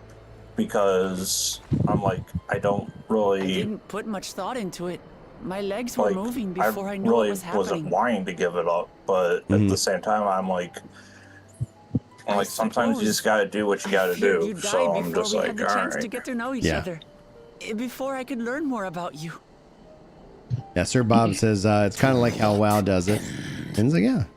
Stephanie says they did say that they are updating open areas. I'm kind of hoping that they expand the shared fate system to all areas. Agreed. That's always been like, it's this weird pet peeve. It's like they introduced and then it's like they didn't bring it to the earlier parts of the game. Now they've gone in and done like the, you know, the trust system in the back. So they have been going in, but it's the amount of work that it takes for them to go and do all that. It's just big time consuming. But that's where it's like with the graphics update kind of, you know, behind them with a couple of these things. Now, to me as a player, it feels like they're investing in the things that I've been having issues with for a long time, right? So it's like, okay, cool, we got this race. Okay, now we got this gendered for this race. You know, like, okay, I'm glad for those people, right? Like, I'm glad for people who really wanted that. Okay, however, like, as you like. now, like, so right now with Evercold, it's like, oh, right now, you know, we've might want to heard worry about everybody. your Like comrade. we've heard the complaints. You know, we've looked at these things, and that's where it's like, okay, let's go. You know, so let's see them crush it. Thanks, sweetie. Yeah, so it's going to be On a mountain of interesting that to size, there see are bound at to be the creatures even for the I've never heard Berlin of. stuff what they're going to I'll add. trust Yeah. you to But lead the way. they did state when I went to the one in California, and I rewatched and rewatched the FanFest as of late recently, just to try to remember what all was said, because man, that was long.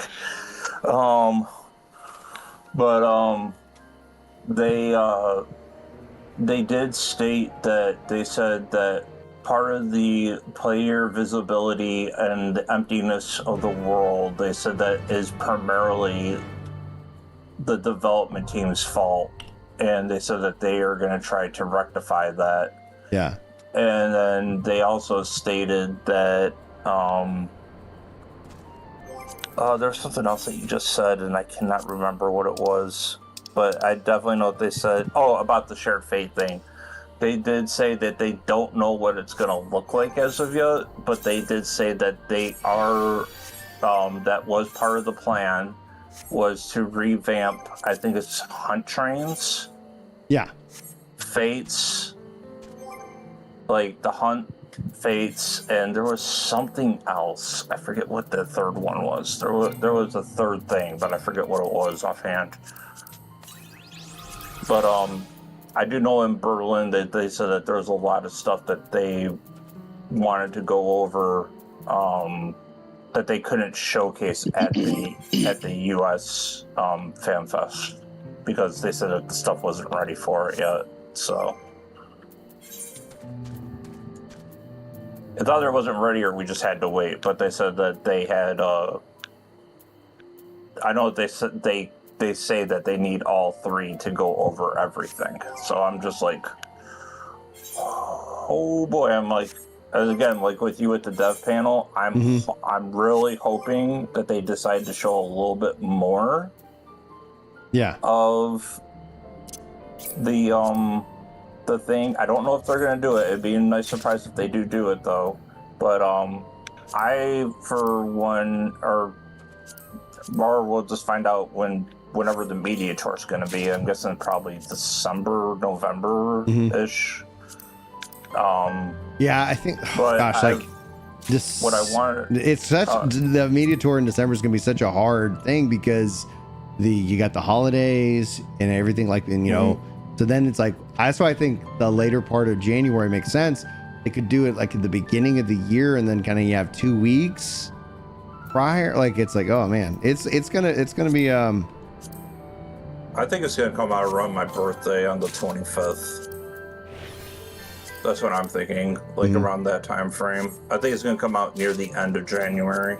Yeah.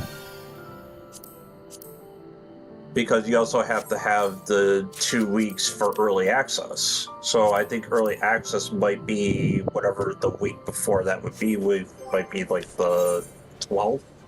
Mm-hmm.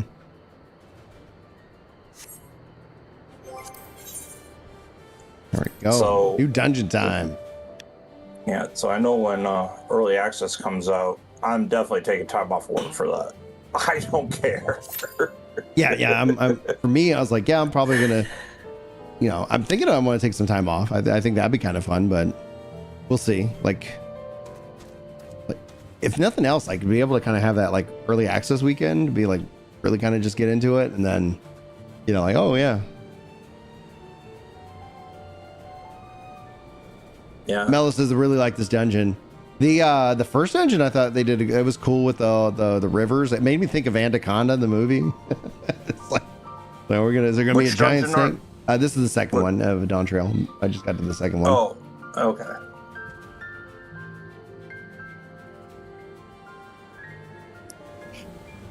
Robin's Hood says, what else could they add to the open world areas? I don't play many MMOs, so I don't actually know what other games have. Honestly, I think it's just like, so the way I view open world, I honestly would love to see them bring back open world dungeons. They were in 1.0 where you can just walk into the dungeon. The thing is, and here's what people will point out, is that it's hard to balance, right? Because it's like the fight could have one person, it could have 1,000 people. And I think that's fair. That's a fair critique. However, I think that's the appeal of it. So you could go in and be like, hey, we're going to go try to attack this. And you go in, you find this boss and it's exciting and fun. And other people run up and, you know, help out. And, you know, like, I think that's a part of the actually appeal. But with the fate system, like they have a lot of the things, like if you look at like what they have with Baja and Eureka and things like that, like you have this aspect, even with Blue Mage in the open world, it's like, if the open world has a reason to be there and things to do and whatnot, it's fun. So you got the fates, you got like, you could have bosses and dungeons, and like with just alone how they do like the critical engagements in Boja, where you do these fates and then occasionally like a big fight pops up and everybody kind of zones into that. Like that in and of itself would be just great to see throughout all the different zones, right? But to have that kind of system and have it like, you know, you'd want some, you know, reason and some value, because it's like, I think going back to Final Fantasy XI, like if we go to let me just pull up the map, you know, imagine if, let me just zoom out, move this into frame, you know, imagine if, let's just zoom back down. All right, we'll just go.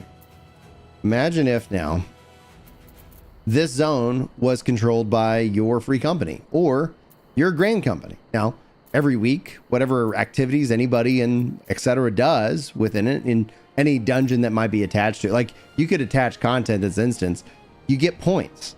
And then this is what the conquest system in 11 was. And then at the end of the week, y'all control that. And there's little benefits to doing so. They allowed you to unlock, you know, fast travel in 11 by controlling the zones. So what people would do is they would coordinate like, hey, let's go and etc.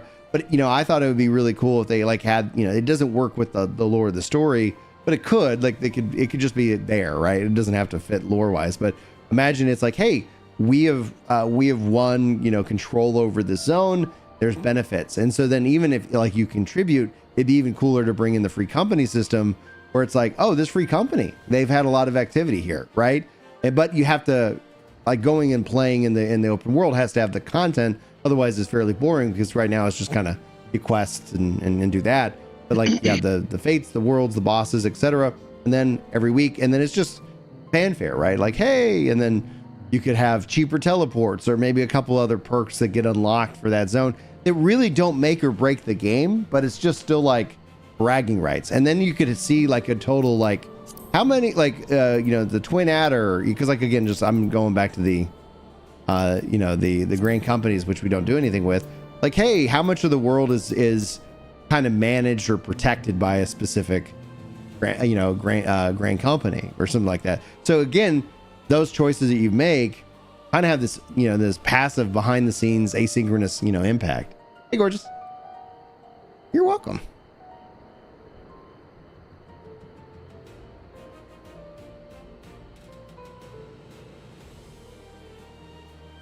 So hopefully that somewhat answers your questions, Robinson. Yeah, so he says, I do enjoy Boja. I think the fear of dying to stuff and people working together is good. Yeah, 100%. Yep. That's what made Final Fantasy XI so good, is because you had to, at least back in the day, you had to coordinate and you had to do stuff proper with your team members, because if you didn't, yeah, that's the difference between living and dying in that one fight, even if it's just against a bat. Now in 11 they tied that stuff into also like the economy, so there was like certain shops that would have items. So and they had it based off of the city, your starting city is kind of who you were associated with.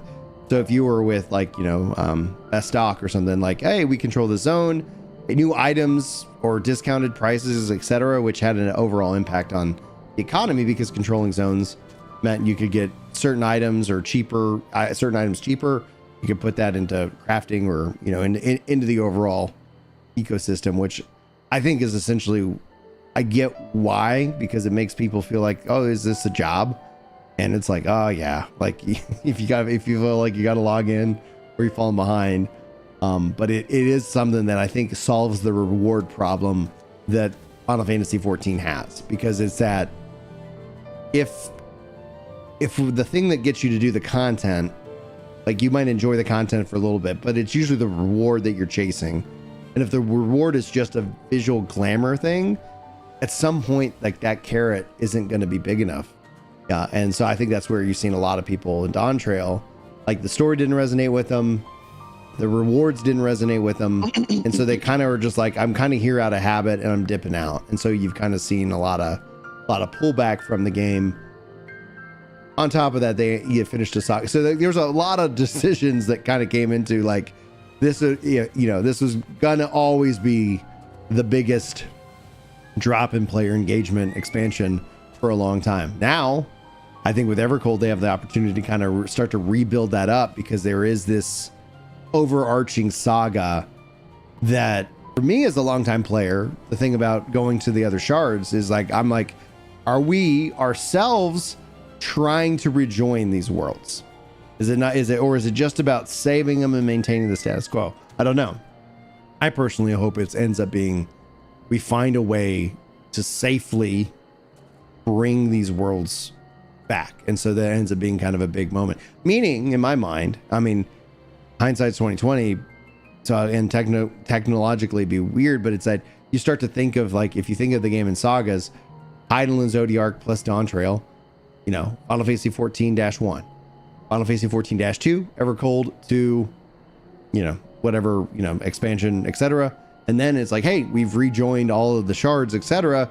Final Fantasy 14 Part 3, and then you could kind of almost in a way, it's the same game, but it's like, I'm going to travel between these kind of sagas specifically. So it's like they could, I do think though with Evercold, it is a bummer they're going to 110. Like if they're going to start the new saga, it'd be interesting if they're like, and this is a great starting point for a lot of people where we're, like we have a different progression system that's going to be that.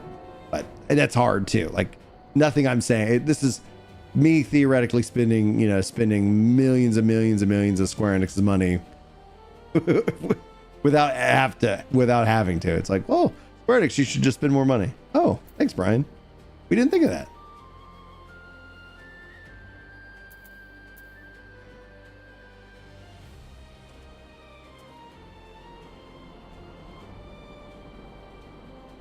Yeah, the going to one, like the problem, my concern with going to 110 is that they might go to 120 and then maybe they do 130 or maybe they go do a level switch.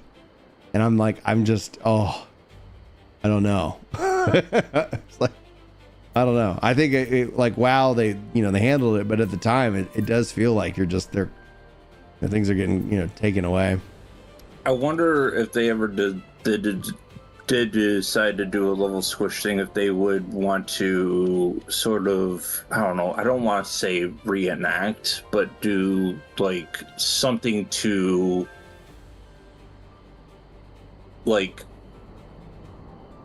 make it so that the level switch happens, sort of like how they did with the end of 1.0, and then you had the calamity thing, and then you got the 2.0 stuff out of that. So I wonder, imagine that being like being kind of an area or a phase that it's like, okay, you want to go experience that, we don't have to maintain that. Like it could be like these like little barriered, siloed kind of, walls. So it's like, yeah, you can jump back. And then with the new game plus kind of system, with the story, being able to kind of jump through the story, like it's like they have the tools. So it's like, yeah, okay, maybe you want to start in Evercold and that's your entry into the world, and then you're like, what happened before here? Oh, well, jump into New Game Plus and go and experience it. I don't know, we'll see. So I do think with the big thing though is with the whole thing with like that battle system update with the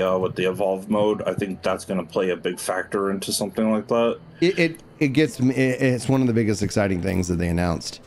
And having even not gone hands-on with it, I'm like, okay, thank you. Well, like, there's so much stuff. Like, I remember being at the Endwalker Media Tour, and we're playing, and I'm playing Astrologian, and everybody's like, oh, it's great. And I was like, as a controller player, this sucks. Like, it's like Astro on controller isn't good. Like, there's so many problems with it. It's just not comfortable. you know, it's I do not like it. And so it's like the evolve system, I hope, is something where it's like, yeah, because there's just a lot of things that I'm like, okay, I have this thing that I have to do on occasion, but it really could be a part, like it could really be baked in here. Like it's like, you know, Paladin more than anything, as I feel, is was always like, why do I have this one button that like I trigger this and then I got to go use this separate button, as opposed to like I just want to do the skill. Like, come on. Yeah, button and skill bloat. Yeah. Well, and with the evolve system being aware of your target and what you're looking at and doing, like it's a lot of, like I was like, great, like it's an intelligent tool. It knows what you're targeting, you know what's going on, and then you as the player can kind of make these choices. And we've already seen them moving into that direction with Pictomancer and things like that. I was like, oh, Picto felt great, because I was like, okay, yeah, this spell turns into this spell, which turns into this spell, and I have these other spells and things like that. And I was like, man, I'd also love them to rework and rename the magic system, namely because like they have fire 2, fire 3, fire 4, you know, and then it's like, okay, we got to cap it. And now they got, you know, so it's just like, it's like have fire out, you know, fire and all that stuff, but the make it AoE versus like a single target.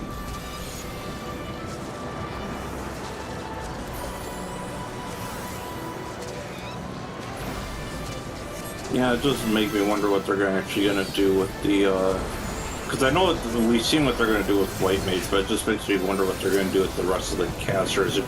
Yeah, because cast, like being a healer, it's like, okay, you have your dot, you have your attack. Like it's like, and it used to be so much better, and then they kind of just ripped all that out, and I'm like, man, I'd love to see. Well, I'm just saying, for example, like Summoner and Scholar is like, are they gonna finally be able to be like a little bit different? Or I mean, I wish they was, but I wish they just split it. Like it's like making. Yeah. That's where I was like, delete class, keep the job. Keep the jobs. Yeah. Rip cleric stance. Stancing. They got rid of that for tanks. Like, yeah.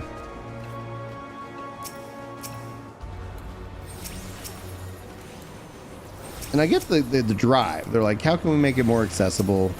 But then it's like, okay, there is a point at which that it's like, you kind of lost the fun. And then it's like, maybe it would be like, here's a healer that has the stance, and here's the one who doesn't. So if you don't want to have to deal with it, like, play this. But I think that essentially that probably limits what people, you know, because like if the damage isn't comparable, then you can see they could just kind of get slotted. Mm-hmm.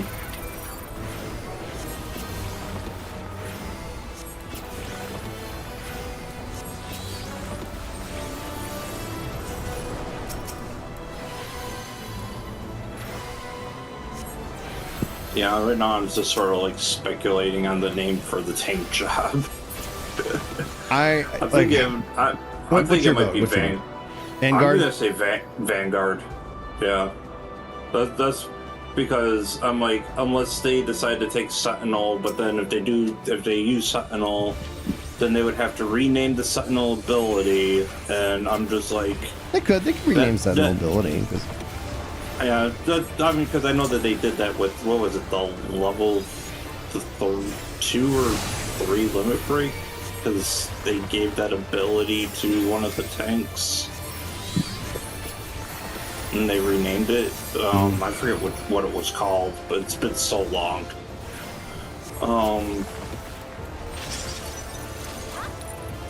Yeah, so I'm thinking, yeah, I'm thinking I'm gonna say it's either me personally. I think it's either gonna be Vanguard or I would, and if it is a dual shield type class, I would imagine it would have to be called like Shield Master or something like that. Shield Master, man, that just I don't like that name. Yeah, I don't really like it either. But I'm trying to think of like what else could be like tankish type role, like besides like, because like I don't know, like Yeah, there's Valkyrie, but I'm like, Valkyrie doesn't really seem like, I don't know, like tankish type, even though it does use a shield. So I'm just like, it depends, like if they give them a weapon or if they just become like a straight shield. Yeah. Like what they have.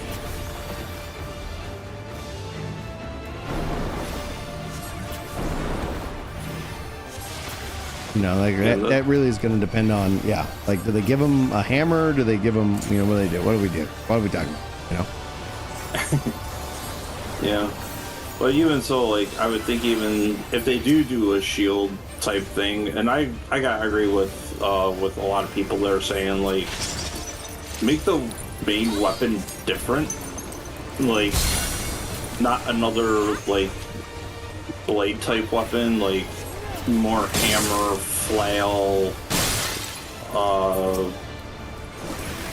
yeah, like a blunt weapon, you know. Yeah. I think a hammer or mace could be really cool, like mace and shield, hammer and shield. Or I was thinking like, you know, like Morning Star or something like that. I think it'd be cool if they could do like a hammer that would act like a Morning Star, like where you have it, but like it would still have like the back end or something like that you could use for the front end for like something else or whatever. So yeah, I don't know. I think that would be cool, but I don't know how that they would pull that off, considering that they already said that, oh no, we can't do a whip because a whip's going to be too hard to animate. And I'm like, you liar. Sapnir says the tank I hope is a double great shield. What then would what would you like the name to be?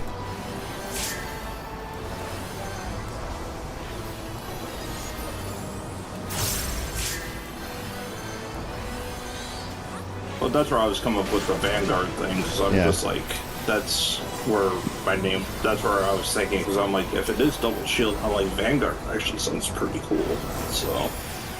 And I do wish I had like an AoE as a healer. Like, because that would be cool.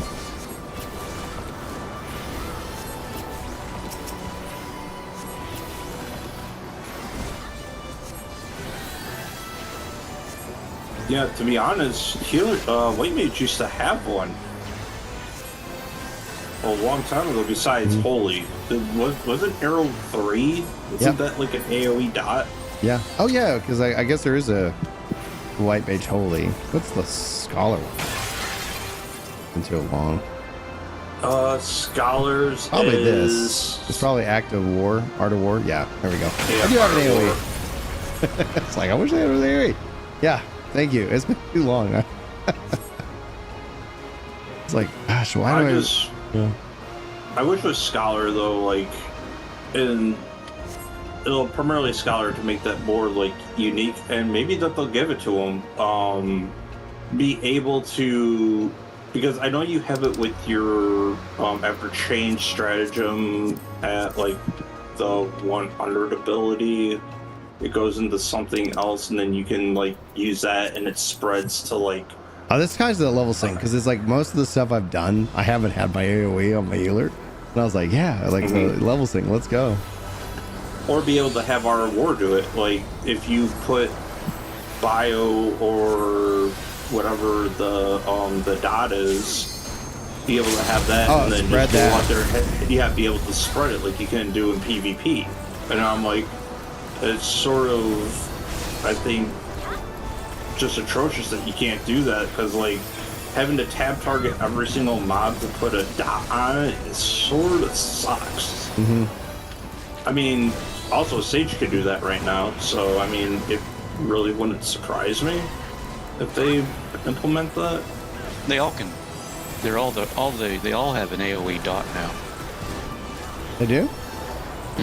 All the healers? Interesting. Need to figure that out. Part of the homogenization that was happening to all the classes. It's still just one button per healer. You can't use your regular dot and the AoE dot in the same moment. You have to use like one or the other. But you can. It's AoE dot everything.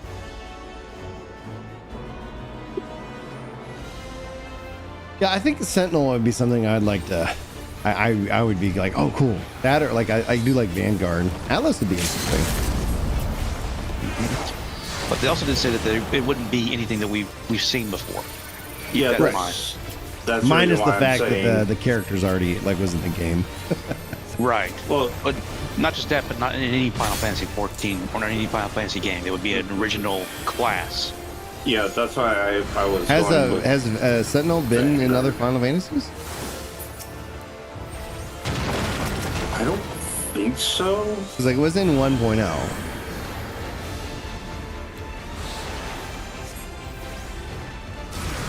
Oh, yeah, I see what I did wrong there. Well, these dungeons can be unforgiving if you're not used to them. Well, I was like, oh, I don't want to hit these guys, but then it's like there's also the big AoE piece. Mm-hmm. Oh, come on, heal.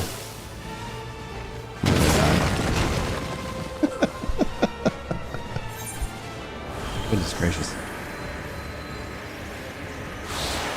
I will be right back. I actually have to call my mom and check in on her and see how everything's going.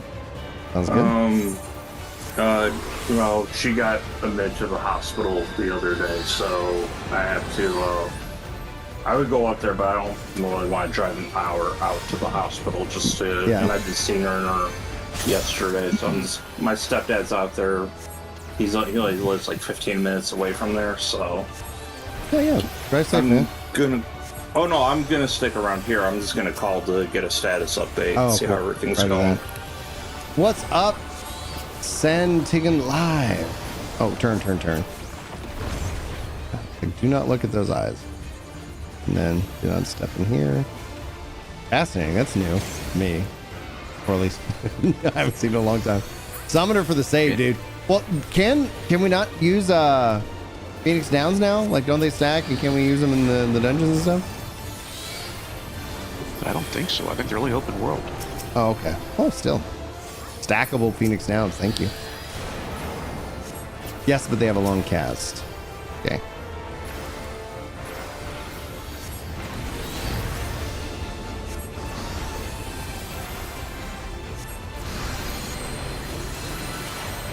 I don't know where to go.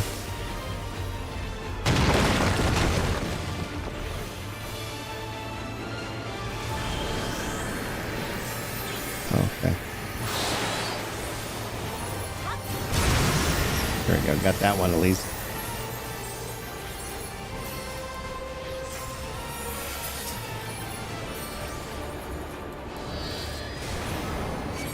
You can't use Phoenix Downs in 8-man content. Okay, that's fair. Chances are you have definitely somebody who can.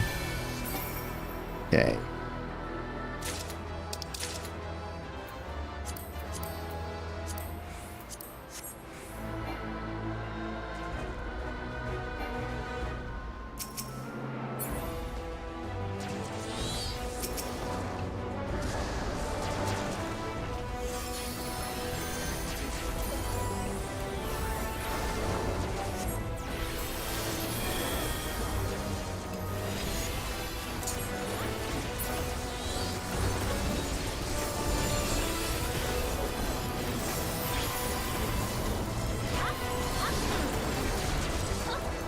Yeah, so Worked a Game saying it was Chris and myself. The channel's still up.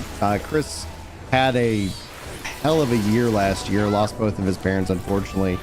Like the day it happened, he was like, "Hey, I'm working on editing some videos and stuff." And I was like, "Awesome!" And then so I hope we get to see Chris return at some point. It's always great talking to him. But yeah, it's been a very long time since I've heard from him. Dude, it's like I saw him a couple weeks ago. They're doing great. Like they were doing some traveling. He's been having some success. It's wild. Like he's always the better streamer. Because I was like, he had the ability to just have that energy that could go for all day. And I'm just like, yeah, I think I cap out. How many hours? No, usually about 2.5 to 3. Speaking in which is we're coming up on that time frame. I think maybe 10 or 20 years ago, I might have had a 10-hour burst in me, but not nowadays. I can handle an hour of doing something before I cap out. Exactly. but I'm nearly 50. So. Oh, happy early. I'm 45 this year.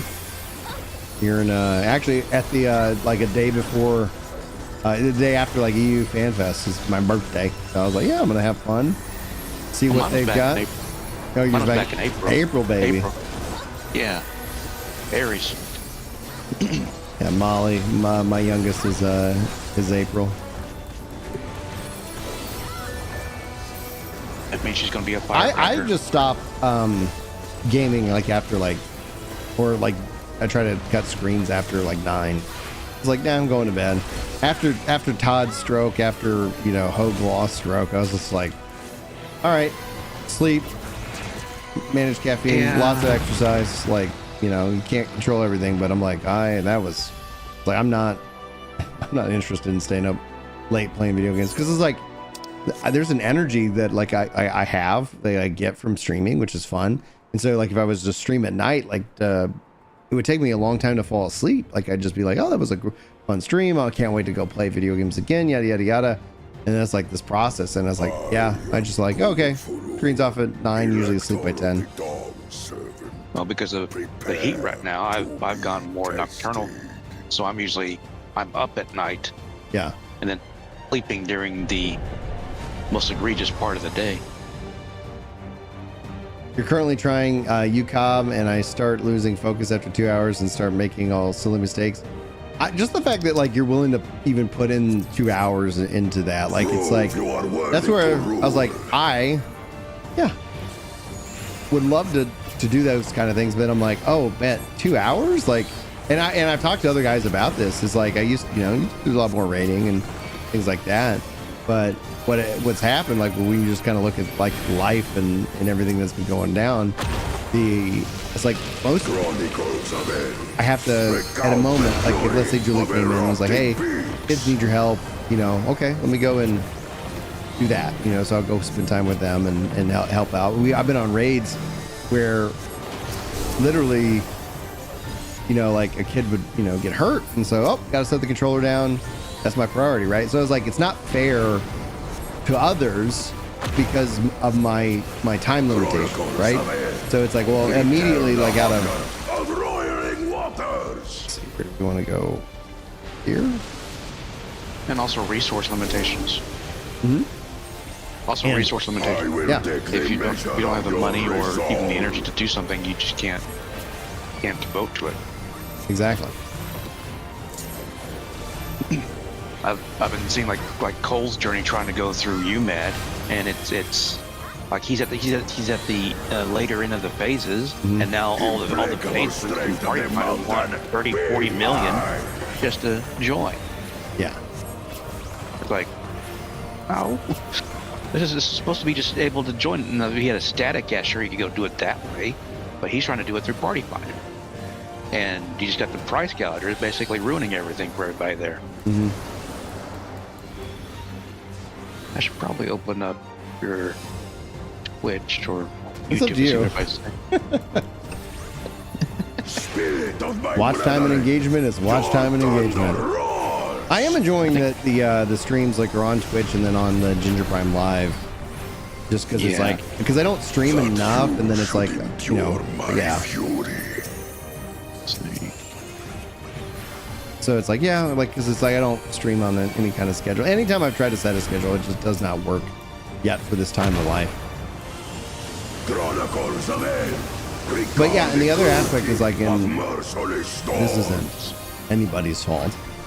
This is like when I look at like what value people got from my content outside of like just gaming news, etc., was that people wanted the controller guides. People like, they were like, hey Brian, can you help out with this? It's like, sure. And darn it. And so with that, like what people were needing and what value I thought I could bring the community was, I'll level up these jobs. And so most of the leveling, which worked for like just general schedule aspect, like, okay, yeah, let me Here you are. Where would I find you?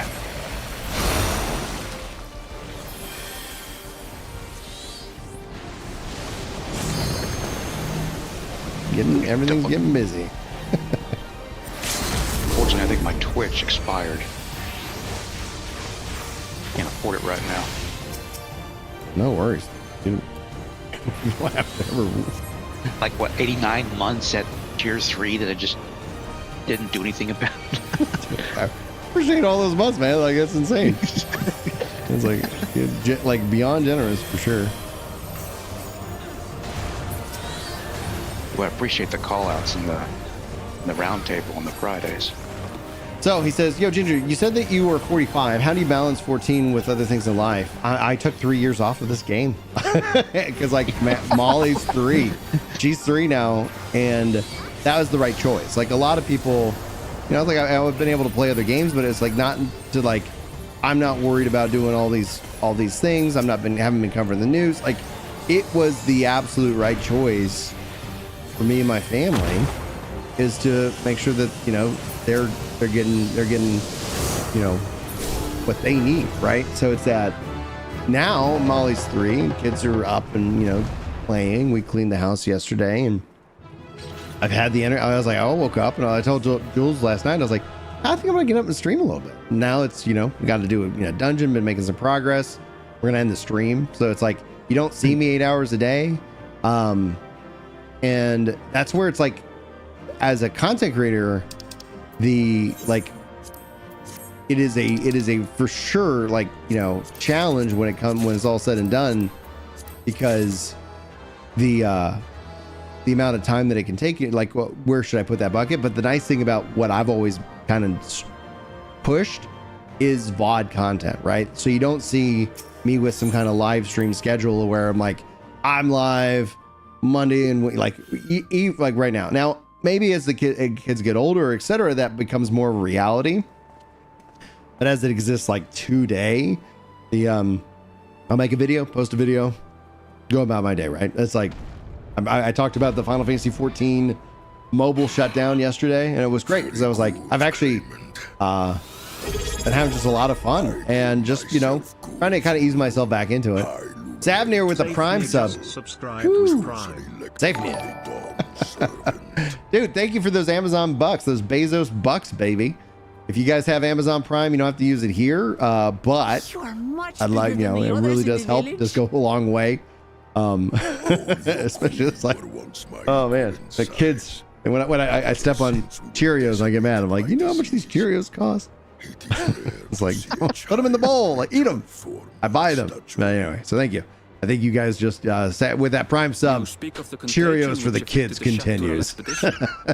And then what was I thinking? Oh, also, if you guys are watching this on YouTube, I don't think you can do it while live, but maybe you can. But they have a hype feature. You get 3 hypes a week. It'd be cool if you hyped out the stream, or if you guys like the videos that I make or the podcast, use it on that. Actually, the podcast has been so fun. Like, it's like when we talk about like a stream schedule, being able to maintain the podcast on Fridays at noon, you know, 1 p.m. Eastern has been a real fun thing. And the podcast is doing really well, and the clips seem to be doing okay too. So it's like, yeah, hype those up. Let's grow that. Let's get that podcast to 10K subs, which would be amazing. But yeah, once this cutscene ends, we will wrap for the day.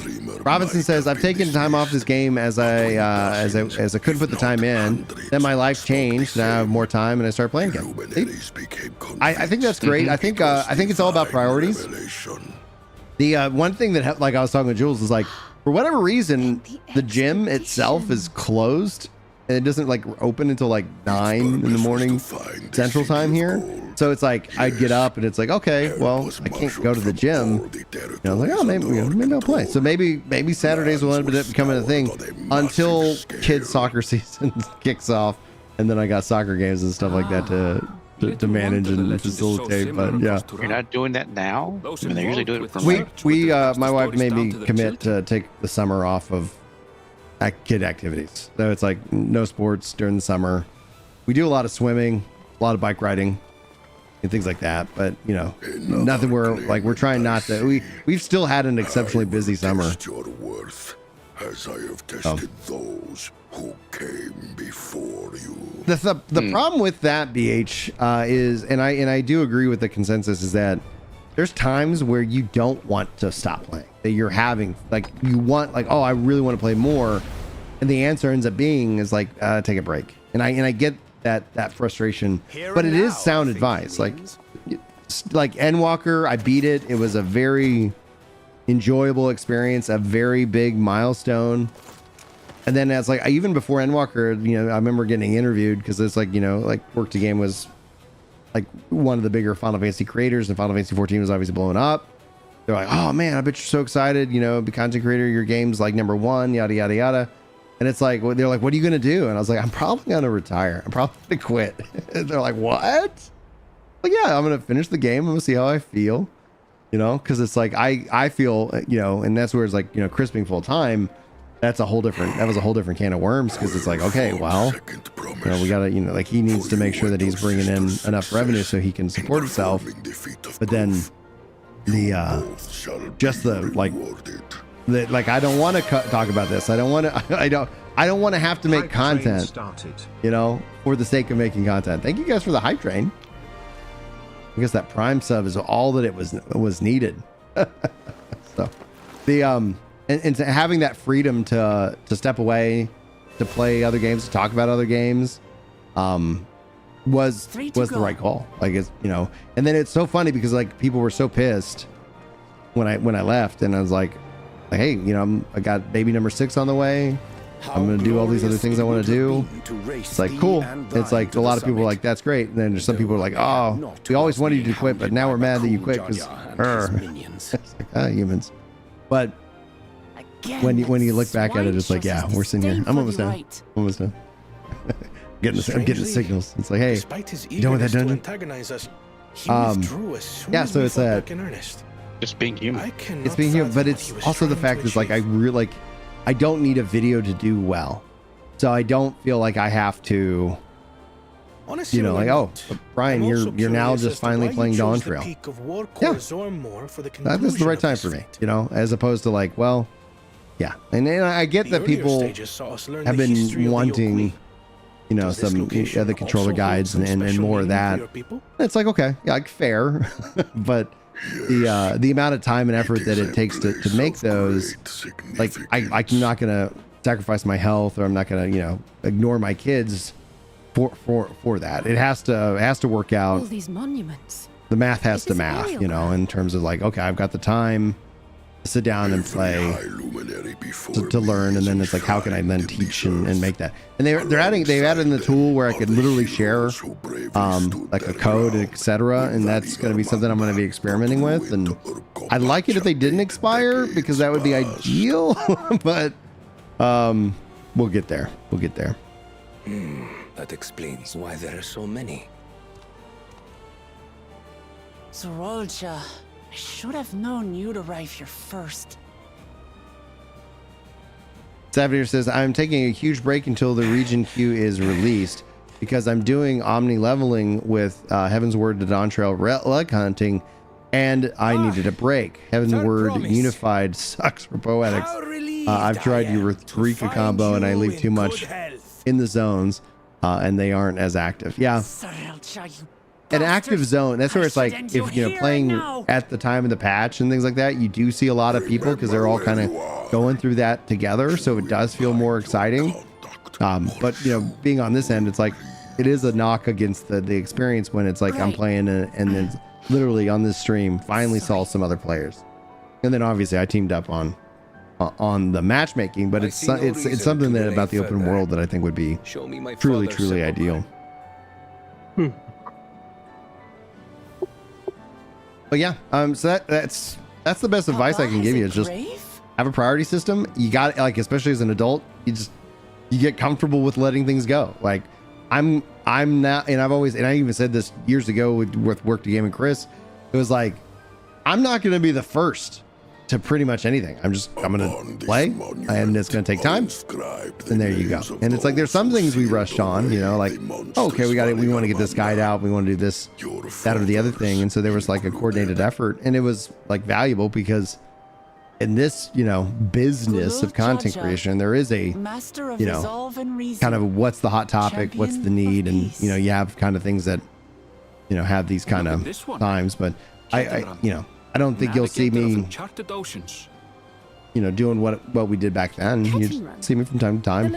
And then we got the Fan Fest next week, which is really cool to see. So I might have a video or two on Final Fantasy. And the best, like the other, like we had a Prime sub. If you guys like what I do here, you know, the engagement is key. Like if you haven't seen the Final Fantasy XIV video I posted on Ginger Prime yesterday or last week, go give it a watch. You know, give it some engagement. That would be that'd be most helpful, because then YouTube, especially because, like, for those who didn't see, like I have you know, I have parted ways with my editor. They got hacked and I lost the channel for like for 4 days. I was like, oh, because somebody got in and did a crypto thing, and I was like, I've got everything two-factored. I've got like security locked down. At least I thought I did. And then I was like, what happened? And then it's like, oh, editor got hacked. And I was like, well, you know, it was always a fun hobby, but I was like, yeah, the channel doesn't bring enough to cover it. And so I was always able to supplement like what I would pay him with, you know, work. And I was like, well, just can't do that anymore. So there we go. So anyway, if you guys want to help those out, like YouTube has put me in a little bit of a timeout. It's been getting better. It's just like I just need to get back into that habit of posting more often. Savner says, I wish they would add limited jobs to the exploration zones of Legacy, like Eureka and Bosha and Occult Crescent. For sure. Like that's where it's like, even Palace of the Dead. Let us just take these jobs and let's go, you know. Let's put it into action, you know. Agreed. Of course. Like, yeah. And especially because, like, my whole thing, especially with limited jobs in and of itself, is that they shouldn't be so protective of them. Meaning, I think, being that they put the raid, you know, as such a high pinnacle thing, like it shouldn't. Once there's the new raid, like you should let them into the old raids. Like, I get that you want to preserve like a certain aspect of it, but at the end of the day, like, come on.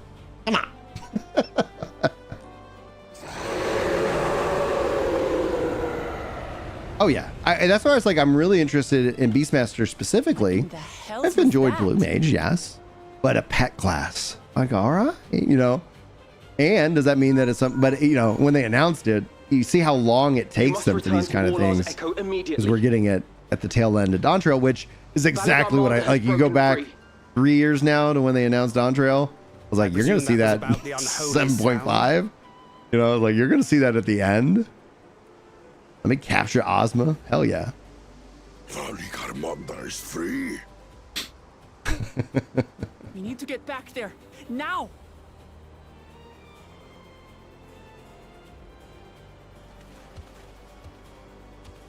I like that dungeon a lot. That was a fun dungeon. Mm-hmm. Yeah, the fights are spectacular, Dawntrail. Yeah, even at normal, they're really good. It's just some of the story points are just not. They're just meh. Yeah. Well, now you just take that and they keep doing great content in terms of that with Evercold, and then you have a story that people are excited for. Yeah, I think I don't know if it's gonna hit like Shadowbringers levels numbers, but it's definitely, I think, going to get a lot of people like to check out the game again. We'll have to see. So if they get the right story, it will. That was the thing about Shadowbringers. The Shadowbringers story was sort of a magic in a bottle moment for them. Yeah. And if they hit the right story, and that starts with, it started there at the end of Stormblood and went into Shadowbringers. If they do ever hit that again, yeah, then they'll have it repeat. Yeah. Now, Robinson says, do you ever think they'll add sub jobs? That's actually the campaign that I'm on. I don't think we're going to see it with 8.0, but I think essentially that's going to be a lot of the feedback that I want to continue to push for and push for and push for. Because with the Evolve system, it does set up the... it does set that up as a foundation thing that could happen, right? Like, it's like all of a sudden... with the Evolve system, and you have a smart, you know, kind of hotbar, and you don't end up having a lot of skill bloat because the hotbars are intelligent enough to know what to do. Well, let's add in sub jobs. And then all of a sudden that could add some skills, or it could, they could have it augment your combos based off of your sub job, but it is going to be a lot of work. So here's how I would approach it if they added. This is instead of just like ripping the Band-Aid off and be like, we've got, 26 jobs and you can sub job every job. I would say you start with every job, you can pick one of 2 sub jobs. And then as the game evolves and develops, they can keep adding in additional options to sub job. So that way, from a balancing perspective, you get a little bit more tighter control, and you can get a little bit more player feedback as to what they like and what they don't like and what they would like to see. But I would, if they ever do announce something like that, that's where I would like commit to that they're going to keep adding sub job options to the different jobs as that, rather than say all of a sudden any job can sub job to any job. Like, that'd be cool, but I could see that being such an undertaking. There'd have to be some level of trade-off, like, hey, we're not getting new jobs as expansion, which I don't know if that would fly. We're getting 2 jobs as expansion. I'm like, at some point, does that peter out? Does that change? I don't know. So I think Evolved is like step 1, maybe in 9.0 or something. We might start to see something like that, kind of happen. But on that note, everybody, thank you so much for hanging out with me this Saturday. If you were here live, great, awesome.